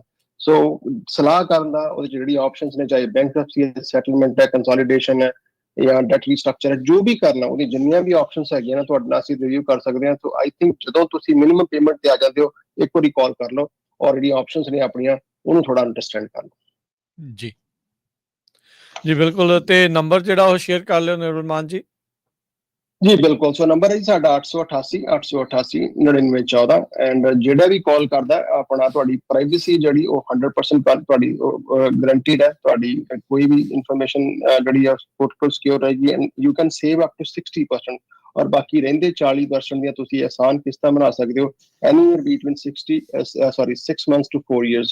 So it is much better option than bankruptcy because ਤੁਹਾਡੇ ਕ੍ਰੈਡਿਟ ਤੇ ਕੋਈ ਇੰਪੈਕਟ ਨਹੀਂ ਪੈਂਦਾ, ਔਰ ਚਾਹੇ ਇਕਨੋਮੀ ਬੈਟਰ ਹੋਏ ਜਾਂ ਖਰਾਬ ਹੋਏ, ਜੇ ਆਪਣੇ ਤੇ ਕਰਜ਼ਾ ਨਹੀਂ ਹੈਗਾ, this is going to help us in long run। ਠੀਕ ਹੈ, ਤੇ ਇਹਦੇ ਲਈ ਨਿਰਮਲ ਜੀ ਦੇ ਨਾਲ ਬਿਲਕੁਲ ਤੁਸੀਂ ਇਹਨਾਂ ਦੇ ਆਫਿਸ 'ਤੇ ਜਿਹੜਾ ਕੰਟੈਕਟ ਕਰੋ 8888889914 ਦੇ ਉੱਤੇ। ਇਹਦੇ ਲਈ ਕੋਈ ਕੁਆਲੀਫਾਈਂਗ ਥਿੰਗ ਵੀ ਹੁੰਦੀ ਆ, ਜਾਂ ਕੋਈ ਵੀ ਜਾਣਾ ਕੁਆਲੀਫਾਈ ਕਰ ਸਕਦਾ? ਤੁਸੀਂ ਕਿਹੜੀਆਂ ਚੀਜ਼ਾਂ ਜਿਹੜੀਆਂ ਉਹ ਦੇਖਣੀਆਂ ਹੁੰਦੀਆਂ ਆ ਜੇ ਕਿਸੇ ਨੂੰ ਐਜ਼ ਏ ਕਲਾਇੰਟ ਜਿਹੜਾ ਉਹ ਲੈਣਾ ਹੈ? ਸੋ ਜਨਰਲੀ ਜਿਹੜੀ ਇਹ ਹਾਰਡਸ਼ਿਪ ਹੈ ਰਾਜ, ਉਹ ਦੇਖੀ ਦੀ ਹੈ ਕਿ ਜਿਹੜੀ ਹਾਰਡਸ਼ਿਪ ਹੈ, that should be a genuine hardship. ਇਹ ਨਹੀਂ ਕਿ ਬੰਦੇ ਨੇ ਪੈਸੇ ਲੈ ਕੇ ਤੇ ਐਵੇਂ ਵੀ ਜੀ ਨਹੀਂ ਕਰਦਾ ਵਾਪਸ ਦੇਣ ਨੂੰ। ਜੀ ਜੀ ਬਿਲਕੁਲ ਬਿਲਕੁਲ। ਸੋ ਬਟ ਔਨ ਐਵਰੇਜ ਕੀ ਹੁੰਦਾ ਕਿ ਕਈ ਵਾਰ, ਮੋਸਟ ਆਫ ਦ ਟਾਈਮ ਸਾਨੂੰ ਵੀ ਨਹੀਂ ਪਤਾ ਹੁੰਦਾ ਕਿ ਦੇਰ ਆਰ ਮਲਟੀਪਲ ਆਪਸ਼ਨ ਜਿਹਦੇ ਵਿੱਚ ਉਹ ਕੁਆਲੀਫਾਈ ਕਰ ਸਕਦੇ ਨੇ। ਸੋ ਜੇ ਕੁਆਲੀਫਾਈ ਕਰਦੇ ਨੇ ਤਾਂ ਹੀ ਆਪਾਂ ਨੂੰ ਇਨਰੋਲ ਕਰਦੇ ਹਾਂ, ਬਿਕੋਜ਼ ਜਿੱਦਾਂ ਮੈਂ ਕਿਹਾ ਕਿ ਅਸੀਂ ਇੱਕ ਨਿੱਕਾ ਪੈਸਾ ਨਹੀਂ ਚਾਰਜ ਕਰਦੇ ਜਿੰਨਾ ਚਿਰ ਤੁਹਾਡਾ ਡੈਟ ਸੈਟਲ ਨਹੀਂ ਹੋ ਜਾਂਦਾ। ਸੋ ਸਾਡਾ ਵੀ ਇੰਟਰਸਟ ਉਹਦੇ 'ਚ ਹੁੰਦਾ ਕਿ ਜਿਹੜਾ ਬੰਦਾ ਕੁਆਲੀਫਾਈ ਕਰੇ ਉਹਨੂੰ ਹੀ ਇਨਰੋਲ ਕਰ ਸਕਦੇ ਹਾਂ। ਸੋ ਜਿਹੜਾ ਕਾਲ ਕਰਦਾ, ਦੇ ਵਿਲ ਅੰਡਰਸਟੈਂਡ ਹਰ ਬੰਦਾ, it's not this doesn't fit everyone. So ਐਸੇ ਵੀ ਕੇਸਿਸ ਹੁੰਦੇ ਨੇ ਜਿਹਨਾਂ ਨੂੰ ਆਪਾਂ ਇਨਰੋਲ ਨਹੀਂ ਕਰਦੇ ਬਿਕੋਜ਼ ਉਹਨਾਂ ਦਾ ਸਿਨੈਰੀਓ ਜਿਹੜਾ ਵਰਦੀ ਨਹੀਂ ਹੁੰਦਾ, ਟਰਸਟ ਵਰਦੀ ਨਹੀਂ ਹੁੰਦਾ, ਜਿਹੜਾ ਰਿਜੈਕਸ਼ਨ ਬਾਅਦ ਚੱਲ ਜਾਂਦੀ ਹੈ। ਅੱਛਾ, ਇਹਦੇ ਵਿੱਚ ਜ਼ਿਆਦਾਤਰ ਜਿਹੜੇ ਲੋਕ ਆ, ਕਈਆਂ ਨੂੰ ਇਹ ਲੱਗਦਾ ਵੀ ਇਹ ਇਕੱਲਾ ਕਿਤੇ ਟਰੱਕਿੰਗ ਵਾਲਿਆਂ ਲਈ ਆ ਜਾਂ ਐਂਟਰਪ੍ਰੈਨਿਓਰਸ ਦੇ ਲਈ ਆ। ਜੇ ਕੋਈ W2 ਦੇ ਉੱਤੇ ਹੈਗਾ ਆ, ਉਹ ਵੀ ਆ ਸਕਦੇ ਆ। ਜੇ ਕਿਸੇ ਦੀ ਜੌਬ ਚਲੇ ਜਾਂਦੀ ਆ, ਉਹ ਵੀ ਇਹੋ ਜਿਹੇ ਲੋਕ ਵੀ ਜਿਹੜੇ ਕੰਸਲਟੇਸ਼ਨ ਲੈ ਸਕਦੇ ਆ, ਉਹ ਵੀ ਤੁਹਾਡੇ ਕਲਾਇੰਟ ਹੋ ਸਕਦੇ ਆ? ਜੀ ਬਿਲਕੁਲ, ਐਨੀਵਨ ਜਿਹੜਾ ਬੰਦਾ ਵੀ ਜਿਹਦੇ ਉੱਤੇ ਚਾਹੇ ਪਰਸਨਲ ਕ੍ਰੈਡਿਟ ਕਾਰਡ ਦਾ ਡਾਟਾ, ਚਾਹੇ ਬਿਜ਼ਨਸ ਕ੍ਰੈਡਿਟ ਕਾਰਡ ਦਾ ਡਾਟਾ, ਜਾਂ ਕੋਈ ਉਹਦੇ ਵਿੱਚ ਕੋਈ ਵੀ ਅੱਜ ਬਹੁਤ ਵੱਡਾ ਸਾਨੂੰ ਕਾਲਸ ਆ ਰਹੀਆਂ ਨੇ। ਵੱਡਾ ਇਸ਼ੂ ਇਹ ਵੀ ਆ ਰਿਹਾ, ਗਵਰਨਮੈਂਟ EMPLOYEES ਜਿਹੜੇ ਨੇ ਉਹ ਲੇ ਆਫ ਹੋ ਰਹੇ ਨੇ, ਉਹਨਾਂ ਦੀ ਕਾਲਸ ਆ ਰਹੀਆਂ ਨੇ। ਹਸਪੀਟਲ ਦੇ ਵਿੱਚੋਂ ਖਾਸ ਕਰਕੇ ਜਿਹੜੇ ਵੀ ਹਸਪੀਟਲ ਤੋਂ ਕਾਫੀ ਐਸੀ ਨਰਸਿਸ ਨੇ ਜਿਨ੍ਹਾਂ ਨੇ ਆਪਣੀ ਜੌਬ ਲੂਜ਼ ਕਰ ਲਈ ਹੈ। ਈਵਨ ਜਿਹੜੀ ਟੈਕ ਇੰਡਸਟਰੀ ਚਾਹੇ ਆਪਾਂ ਤੁਸੀਂ ਜਿੰਨੇ ਵੀ ਫੈਂਗ ਕੰਪਨੀਆਂ ਹੈਗੀਆਂ ਨੇ, ਹਰ ਪਾਸੇ ਹੀ ਇਸ ਟਾਈਮ ਰਿਸੈਸ਼ਨ ਜਿਹੜੀ ਵੱਧ ਰਹੀ ਹੈ। ਤੇ ਕੋਈ ਵੀ ਬੰਦਾ ਜਿਹਦਾ ਕਿਸੇ ਤਰ੍ਹਾਂ ਦਾ ਕ੍ਰੈਡਿਟ ਕਾਰਡ ਜਾਂ ਕਿਸੇ ਤਰ੍ਹਾਂ ਦਾ ਵੀ ਅਨਸਿਕਿਉਰਡ ਡੈਟ ਹੈਗਾ, ਕ੍ਰੈਡਿਟ ਕਾਰਡ ਦਾ ਹੈਗਾ, ਤੁਹਾਡੀ ਕੋਈ ਅਪਾਰਟਮੈਂਟ ਦੀ ਲੀਜ਼ ਹੈ ਜਾਂ ਤੁਹਾਡੀ ਆਫਿਸ ਦੀ ਲੀਜ਼ ਹੈ, ਗੱਡੀ ਟੋਟਲ ਹੋ ਗਈ ਹੈ, ਰੀਪੋ ਹੋ ਗਈ ਹੈ, ਜਾਂ ਕੁਝ ਹੋਰ ਇਦਾਂ ਦਾ ਇਸ਼ੂ ਹੈਗਾ, ਮੈਡੀਕਲ ਬਿਲਸ ਨੇ, ਇਦਾਂ ਦਾ ਕੋਈ ਵੀ ਅਨਸਿਕਿਉਰਡ ਡਾਟਾ, ਇਰਰਿਸਪੈਕਟਿਵ ਤੁਹਾਡੀ ਜੌਬ, ਤੁਹਾਡਾ ਸਟੇਟਸ, ਤੁਹਾਡਾ ਕੀ ਹੈਗਾ, ਤੁਸੀਂ ਉਹ ਸਾਰਾ ਕਰ ਸਕਦੇ ਹੋ। And it's much better option than bankruptcy. ਜਿਹੜੀ ਬੈਂਕਰਪਸੀ ਉਹਦੇ ਵਿੱਚ ਇਸ਼ੂ ਆ ਸਕਦੇ ਨੇ because it stays on your credit. Settlement does not show on your credit. ਇਹ ਸਿਰਫ ਤੁਸੀਂ ਪੈਸੇ ਕਿੰਨੇ ਦੇਣੇ ਹਨ ਤੇ ਕਿੰਨੇ ਦਿੱਤੇ ਨੇ ਇਹ ਵੀ ਨਹੀਂ ਸ਼ੋ ਕਰਦਾ। So this is the most secure option ਜੇ ਤੁਸੀਂ ਕਿਸੇ ਇਮੀਗ੍ਰੇਸ਼ਨ ਦੇ ਪਰਸਪੈਕਟਿਵ ਨੂੰ ਦੇਖਦੇ ਹੋ। ਕਿੰਨੇ ਚਿਰ ਦੇ ਲਈ ਇਹ ਜਿਹੜਾ ਇੰਪੈਕਟ ਆ ਤੁਹਾਡੇ ਕ੍ਰੈਡਿਟ ਸਕੋਰ ਤੇ ਜਾਂ ਤੁਹਾਡੇ ਕ੍ਰੈਡਿਟ ਦੇ ਉੱਤੇ ਇਸ ਚੀਜ਼ ਦਾ ਰਹਿੰਦਾ ਹੈ? ਜਨਰਲੀ ਜਿੱਦਾਂ ਮੈਂ ਕਿਹਾ, ਐਨ ਐਵਰੇਜ 6 ਮਹੀਨੇ ਤੋਂ ਲੈ ਕੇ ਤੁਸੀਂ 4 ਸਾਲ ਦੀ ਪੇਮੈਂਟਸ ਬਣਾ ਸਕਦੇ ਹੋ। ਤਾਂ ਜਦੋਂ ਤੁਸੀਂ ਪੇਮੈਂਟਸ ਪੇ ਕਰਨੀ ਸ਼ੁਰੂ ਕੀਤੀ, ਤੁਹਾਡੀ ਲਾਸਟ ਪੇਮੈਂਟ ਜਦੋਂ ਤੁਸੀਂ ਪੇ ਕਰ ਦਿੰਦੇ ਹੋ, ਲੈਟਸ ਸੇ ਕਿ ਤੁਸੀਂ 6 ਮਹੀਨੇ ਦੀ ਪੇਮੈਂਟ ਬਣਾਈ ਹੈ ਐਂਡ ਯੂਰ ਲਾਸਟ ਪੇਮੈਂਟ ਜਿਹੜੀ ਗਈ ਹੈ, ਫੋਰ ਐਗਜ਼ਾਮਪਲ ਆਪਾਂ ਕਰਦੇ ਹਾਂ ਕਿ ਸਾਡੀ ਲਾਸਟ ਪੇਮੈਂਟ ਦਸੰਬਰ 'ਚ ਗਈ ਹੈ, ਸੋ ਉਹਦੇ ਦਸੰਬਰ ਤੋਂ ਲੈ ਕੇ ਤੁਸੀਂ ਅਗਲੀ ਜੂਨ ਜਾਂ ਜੁਲਾਈ ਤੱਕ ਮੈਕਸਿਮਮ ਕਰ ਲਓ 6 ਮਹੀਨਿਆਂ ਦੇ ਵਿੱਚ ਜਿਹੜਾ ਤੁਹਾਡਾ ਸਕੋਰ ਹੈ ਜਿਹੜਾ ਅੱਜ ਹੈਗਾ ਉਹਨਾਂ ਹੀ ਉਸ ਤੋਂ ਬੈਟਰ ਹੋ ਜਾਏਗਾ। ਪਲੱਸ ਤੁਹਾਡੀ DTI debt to income ratio better ਹੋ ਜਾਏਗੀ ਬਿਕੋਜ਼ ਤੁਹਾਡਾ ਕੋਈ ਕਰਜ਼, ਤੁਸੀਂ ਕਿਸੇ ਦੇ ਕਰਜ਼ਦਾਰ ਨਹੀਂ ਹੈਗੇ। ਸੋ ਜਿਹੜੇ ਬਾਕੀ ਕ੍ਰੈਡਿਟਰਸ ਨੇ ਉਹ ਤੁਹਾਨੂੰ ਹੋਰ ਕਰਜ਼ਾ ਜਾਂ ਹੋਰ ਕ੍ਰੈਡਿਟ ਲਾਈਨ ਦੇਣ ਨੂੰ ਵਿਲਿੰਗ ਹੋ ਜਾਂਦੇ ਨੇ ਕਿ ਬਿਕੋਜ਼ ਤੁਹਾਡੇ ਉੱਤੇ ਤੁਹਾਡੀ ਜਿਹੜੀ ਕ੍ਰੈਡਿਟ ਲੈਣ ਦੀ ਤੇ ਉਹਨੂੰ ਪੇ ਕਰਨ ਦੀ ਜਿਹੜੀ ਹੈ ਸ਼ਮਤਾ ਉਹ ਵੱਧ ਜਾਂਦੀ ਹੈ। ਜੀ ਬਿਲਕੁਲ। ਸੋ ਨੰਬਰ ਇਹਨਾਂ ਦਾ ਨੋਟ ਕਰ ਲਓ 8888889914। ਨਿਰਮਲ ਮਾਨ ਜੀ ਬਹੁਤ ਧੰਨਵਾਦ, ਬੜੀ ਮਿਹਰਬਾਨੀ। ਮਿਲਦੇ ਹਾਂ ਜੀ ਫਿਰ ਅਗਲੀ ਵਾਰੀ। ਸਤਿ ਸ਼੍ਰੀ ਅਕਾਲ ਜੀ। Thank you Raj, thank you Jagtar ji, ਸਤਿ ਸ਼੍ਰੀ ਅਕਾਲ। ਥੈਂਕ ਯੂ ਜੀ। ਸੋ ਅਗਲੀਆਂ ਆਪਾਂ ਕੁਝ ਇਮੀਗ੍ਰੇਸ਼ਨ ਨਾਲ ਰਿਲੇਟਡ ਰਾਜਕਨਵੀਰ ਸਿੰਘ ਜੀ ਖਬਰਾਂ ਸਾਂਝੀਆਂ ਕਰਦੇ ਜਾਈਏ। ਬਹੁਤ ਵਾਰ ਸਾਡੇ ਸਰੋਤੇ ਸੋਚਦੇ ਆ ਵੀ ਅਸੀਂ ਸ਼ਾਇਦ ਡਰਾ ਰਹੇ ਹਾਂ, ਪਰ ਸਿੰਪਲ ਲੈਂਗੁਏਜ ਆਪਾਂ ਦੱਸਣੀ ਚਾਹੁੰਦੇ ਹਾਂ। ਅਸੀਂ ਨਹੀਂ ਜੀ ਡਰਾਉਂਦੇ, ਤਾਂ ਪ੍ਰਸ਼ਾਸਨ ਡਰਾ ਰਿਹਾ, ਅਸੀਂ ਤਾਂ ਤੁਹਾਨੂੰ ਸਿਰਫ ਦੱਸ ਰਹੇ ਹਾਂ। ਨਹੀਂ, ਡਰਾ ਨਹੀਂ ਰਿਹਾ, ਵਾਪਰ ਰਿਹਾ ਆ, ਸ਼ਰੇਆਮ ਧੱਕਾ ਚੱਲ ਰਿਹਾ ਜੇ ਆਪਾਂ ਸਿੱਧੀ ਪੰਜਾਬੀ ਲੈਂਗੁਏਜ 'ਚ ਕਹਿਣਾ ਹੋਵੇ। ਸੋ ਅੱਜ ਟਰੰਪ ਹੁਣੀ ਬੋਲਣਗੇ ਜਸਟਿਸ ਡਿਪਾਰਟਮੈਂਟ ਦੇ ਵਿੱਚ 2 ਇਸ਼ੂਜ਼ ਦੇ ਉੱਤੇ। ਇੱਕ ਉਹਨਾਂ ਨੇ ਜਸਟਿਸ ਦੇ ਸੰਬੰਧ ਦੇ ਵਿੱਚ, ਤੇ ਦੂਸਰਾ ਜਿਹੜਾ ਆ ਇਮੀਗ੍ਰੇਸ਼ਨ ਦੇ, ਕ੍ਰਾਈਮ ਦੇ ਤੇ ਇਮੀਗ੍ਰੇਸ਼ਨ ਦੇ ਸੰਬੰਧ ਦੇ ਵਿੱਚ। ਇਮੀਗ੍ਰੇਸ਼ਨ ਦੇ ਸੰਬੰਧ ਦੇ ਵਿੱਚ ਤਾਂ ਬਹੁਤ ਵਾਰ ਖਬਰਾਂ ਚੱਲ ਰਹੀਆਂ ਵੀ ਹੋ ਸਕਦਾ ਉਹ ਵਰਲਡ ਵਾਰ ਟਾਈਮ ਦੀ ਜਿਹੜੀ ਆ ਉਹ ਜਿਹੜਾ ਉਹ ਆਰਟੀਕਲ ਸੀ ਉਹਨੂੰ ਇਨਵੋਕ ਕਰ ਲੈਣ, ਕਿਸ ਤਰ੍ਹਾਂ ਲੋਕਾਂ ਨੂੰ ਡਿਪੋਰਟ ਕਰਨਾ, ਚਾਹੇ ਉਹ ਲੀਗਲ ਵੀ ਹੋਣ। ਵਿਦਆਊਟ ਹੀਅਰਿੰਗ ਇੱਕ ਜਿਹੜਾ ਕਾਨੂੰਨ ਹੈਗਾ ਵੀ ਵਿਦਆਊਟ ਹੀਅਰਿੰਗ ਕਿਸੇ ਨੂੰ ਵੀ ਡਿਪੋਰਟ ਕਰਨ ਵਾਲੇ ਇੱਕ ਬਹੁਤ ਪੁਰਾਣਾ 1700 ਸੰਨ ਦਾ ਲਾਅ ਆ, ਉਹਨੂੰ ਇਨਵੋਕ ਕਰ ਸਕਦੇ ਆ। ਜੀ। ਸੋ ਕ੍ਰਾਈਮ ਦੇ ਉੱਤੇ ਸੋ ਅੱਜ ਕਾਫੀ ਸਾਲਾਂ ਬਾਅਦ ਉਹਨਾਂ ਨੇ ਜਸਟਿਸ ਡਿਪਾਰਟਮੈਂਟ 'ਚ ਬੋਲਣਾ। ਇਹਨਾਂ ਤੋਂ ਪਹਿਲਾਂ ਪ੍ਰੈਜ਼ੀਡੈਂਟ ਓਬਾਮਾ ਹੁਣੀ ਬੋਲੇ ਸੀ, ਉਹਨਾਂ ਤੋਂ ਪਹਿਲਾਂ ਜਾਰਜ ਬੁਸ਼ ਹੁਣੀ ਬੋਲੇ ਸੀਗੇ। ਸੋ 12 ਵਜੇ ਆਪਣਾ ਟਾਈਮ ਹੋਣਾ ਆ ਜੋ ਕੈਲੀਫੋਰਨੀਆ ਦਾ, ਤੇ ਈਸਟਰਨ ਟਾਈਮ ਹੋਣਾ 3 ਵਜੇ ਦੇ ਕਰੀਬ। ਦੂਸਰਾ ਜਿਹੜਾ ਡਿਪਾਰਟਮੈਂਟ ਆਫ ਹੋਮਲੈਂਡ ਸਿਕਿਉਰਿਟੀ ਨੇ ਅੱਜ ਫੇਰ ਕੋਲੰਬੀਆ ਯੂਨੀਵਰਸਿਟੀ ਦੇ ਵਿੱਚ ਛਾਪਾ ਮਾਰਿਆ ਤੇ 2 ਉਹਨਾਂ ਦੀਆਂ ਜਿਹੜੀਆਂ ਡੋਰਮ ਰੂਮਸ ਆ ਉੱਥੇ ਗਏ ਆ। ਲੱਕਲੀ ਕਿਸੇ ਨੂੰ ਅਰੈਸਟ ਨਹੀਂ ਕੀਤਾ। ਉਹ ਤੋਂ ਬਾਅਦ ਜੋ ਕੋਲੰਬੀਆ ਯੂਨੀਵਰਸਿਟੀ ਦੀ ਪ੍ਰੈਜ਼ੀਡੈਂਟ ਆ, ਇੰਟਰਨ ਪ੍ਰੈਜ਼ੀਡੈਂਟ ਕੈਟਰੀਨ ਆਰਮਸਟਰੋਂਗ, ਉਹਨਾਂ ਨੇ ਕਾਫੀ ਵਿਰੋਧ ਕੀਤਾ ਵੀ ਇਹ ਟੋਟਲੀ ਰੋਂਗ ਹੈਗਾ ਆ, ਵੀ ਇਹ ਚੀਜ਼ਾਂ ਨਹੀਂ ਵਾਪਰਨੀਆਂ ਚਾਹੀਦੀਆਂ। ਬਾਕੀ ਜਿਹੜੇ ਪੰਜਾਬੀ ਆ ਸਾਨੂੰ ਰੇਡੀਓ ਤੇ ਬਹੁਤ ਕਾਲ ਕਰਦੇ ਆ, ਸਵੇਰੇ ਵੀ ਕਾਲਸ ਆਈਆਂ ਸੀਆਂ ਵੀ ਹਾਈਵੇ 45 ਜਾਂ 90 ਜਾਂ 80 ਉਹਨੇ ਮੈਨੂੰ ਦੱਸਿਆ ਸੀ ਇੱਧਰ, ਕਹਿੰਦੇ ਵੀ ਉੱਥੇ ਟਰੱਕ ਡਰਾਈਵਰ ਆਪਣੇ ਮੁੰਡੇ ਸੀ, ਉਹਨਾਂ ਨੂੰ ਆਈਸ ਵਾਲੇ 2 ਚੱਕ ਕੇ ਲੈ ਗਏ। ਇਹ ਹੁਣ ਇਹ ਕਿਸੇ ਪੇਪਰ ਦੇ ਵਿੱਚ ਤਾਂ ਨਹੀਂ ਆਈਆਂ, ਆਪਣੇ ਸਰੋਤਿਆਂ ਨੇ ਕਾਲ ਕੀਤੀ ਸੀ। ਇਸੇ ਤਰ੍ਹਾਂ ਯੂਬਾ ਸਿਟੀ ਤੋਂ ਆਪਣਾ ਪੰਜਾਬੀ ਭਰਾ ਆ ਜਿਹਦਾ ਟਰੱਕਿੰਗ ਸਕੂਲ ਆ, ਉਹਨੇ ਦੱਸਿਆ ਵੀ ਮੇਰਾ ਇੱਕ ਸਟੂਡੈਂਟ ਸੀ, ਉਹਨੂੰ ਚੱਕ ਲਿਆ ਉਹਨਾਂ ਨੇ, ਤੇ ਹਜੇ ਮੇਰੀ ਉਹਦੇ ਨਾਲ ਗੱਲ ਨਹੀਂ ਹੋਈ ਵੀ ਉਹ ਇੰਡੀਆ ਵੀ ਪਹੁੰਚਾਤਾ ਉਹਨੇ। ਸੋ ਇਹ ਚੀਜ਼ਾਂ ਚੱਲ ਰਹੀਆਂ। ਹੁਣ ਮੈਂ ਤੁਹਾਨੂੰ ਦੱਸਦਾ ਵੀ ਕਿਸ ਤਰ੍ਹਾਂ ਵਾਪਰ ਰਿਹਾ। ਅੱਜ ਦੀ ਯਾਹੂ ਨਿਊਜ਼ ਖੋਲ ਕੇ ਦੇਖਿਓ ਵੀ ਕੈਨੇਡਾ ਦੀ ਇੱਕ ਬਹੁਤ ਹੀ ਮਸ਼ਹੂਰ ਬਿਜ਼ਨਸ ਵੂਮਨ ਆ, ਉਸ ਨੂੰ ਆਈਸ ਵਾਲਿਆਂ ਨੇ ਡਿਟੇਨ ਕੀਤਾ, ਉਹਦੇ ਚੇਨਸ ਵੀ ਲਾਈਆਂ, 3 ਦਿਨ ਉਹਨੂੰ ਜੇਲ੍ਹ ਦੇ ਵਿੱਚ ਰੱਖਿਆ, ਉਹਦਾ ਵੀਜ਼ਾ ਜਿਹੜਾ ਆ ਰਿਵੋਕ ਕਰ ਲਿਆ ਗਿਆ। ਅੱਛਾ ਕੈਨੇਡੀਅਨ ਬਿਜ਼ਨਸ ਵੂਮਨ ਜੋ ਉਹ ਜਿਸ ਦਾ ਨਾਮ ਜਾਸਮੀਨ ਮੂਨੇ ਕਰਕੇ ਦੱਸਿਆ ਗਿਆ, 35 ਸਾਲਾਂ ਦੀ ਆ। ਹੋਲੀ ਵਾਟਰ ਹੈਲਥ ਡਰਿੰਕ ਬ੍ਰਾਂਡ ਜੋ ਆ ਉਹਦੀ ਕੋ-ਫਾਊਂਡਰ ਆ, ਤੇ ਉਹ ਮੈਕਸੀਕੋ ਤੋਂ ਐਂਟਰ ਕਰ ਰਹੀ ਸੀ। ਸੋ ਉਹਦੇ ਕੋਲ ਨਾਫਟਾ ਦੇ ਅੰਡਰ ਜਿਹੜਾ ਇੱਕ ਨਵਾਂ ਜਿਹੜਾ NAFTA TN ਵੀਜ਼ਾ ਸੀਗਾ, ਕਿਉਂਕਿ ਕੈਨੇਡਾ ਦੀ ਤਾਂ ਸਿਟੀਜ਼ਨ ਆ, ਉਹ ਕੈਨੇਡਾ ਦੀ ਬੋਰਨ ਆ, ਤੇ ਉਹ ਵੀਜ਼ਾ ਉਹਦਾ ਰਿਵੋਕ ਕਰ ਲਿਆ ਗਿਆ ਸੀ, ਤੇ ਉਸ ਨੂੰ ਜਿਹੜਾ ਸੈਂਡੀਗੋ ਵਾਲਾ ਬਾਰਡਰ ਆ ਉੱਥੇ ਅਰੈਸਟ ਕੀਤਾ, ਤੇ 3 ਦਿਨ ਜਿਹੜਾ ਆ ਅੰਦਰ ਰੱਖਿਆ। ਕਹਿੰਦੇ ਵੀ ਉਹਦੇ ਚੇਨਸ ਵੀ ਲਾਈਆਂ। ਉਹ ਕਹਿੰਦੇ ਵੀ ਮੈਨੂੰ ਜਿਹੜਾ ਵੀ ਸਿਕਿਉਰਿਟੀ ਗਾਰਡ ਪਛਾਣਦੇ ਸੀ, ਉਹ ਟੀਵੀ ਤੇ ਵੀ ਆਉਂਦੀ ਆ ਵੀ ਤੈਨੂੰ ਕਾਹਦੇ ਇੱਥੇ ਅਰੈਸਟ ਕੀਤਾ, ਵੀ ਤੂੰ ਤਾਂ ਇੱਥੇ ਹੋਣਾ ਨਹੀਂ ਚਾਹੀਦਾ ਹੈਗਾ। ਸੋ ਬਾਅਦ ਚ ਪਤਾ ਲੱਗਿਆ ਵੀ ਕਿਤੇ ਸ਼ਾਇਦ ਨਵੰਬਰ ਮਹੀਨੇ ਚ ਜਦੋਂ ਉਹ ਕੈਨੇਡਾ ਤੋਂ ਅਮਰੀਕਾ ਆ ਰਹੀ ਸੀ, ਉਸ ਟਾਈਮ ਤੇ ਉਹਦਾ ਵੀਜ਼ਾ ਰਿਵੋਕ ਕੀਤਾ। ਉਹ ਕਹਿੰਦੀ ਮੈਨੂੰ ਪਤਾ ਵੀ ਨਹੀਂ ਸੀ ਵੀ ਮੇਰਾ ਜਿਹੜਾ ਵੀਜ਼ਾ ਆ ਉਹ ਰਿਵੋਕ ਕੀਤਾ ਹੈਗਾ। ਕਹਿੰਦੀ ਵੀ ਅੱਧੀ ਰਾਤ ਨੂੰ ਸਾਨੂੰ ਐਰੀਜ਼ੋਨਾ ਨੂੰ ਲੈ ਗਏ ਜਹਾਜ਼ ਦੇ ਵਿੱਚ, 30 ਦੇ ਕਰੀਬ ਹੋਰ ਬੀਬੀਆਂ ਵੀ ਸੀਗੀਆਂ, ਤੇ ਸਾਨੂੰ ਕਹਿੰਦੀ ਚੇਨਸ ਲਾਈਆਂ ਹੋਈਆਂ ਸੀਆਂ, 24 ਘੰਟੇ ਸਾਨੂੰ ਚੇਨਸ ਲਾ ਕੇ ਰੱਖਿਆ।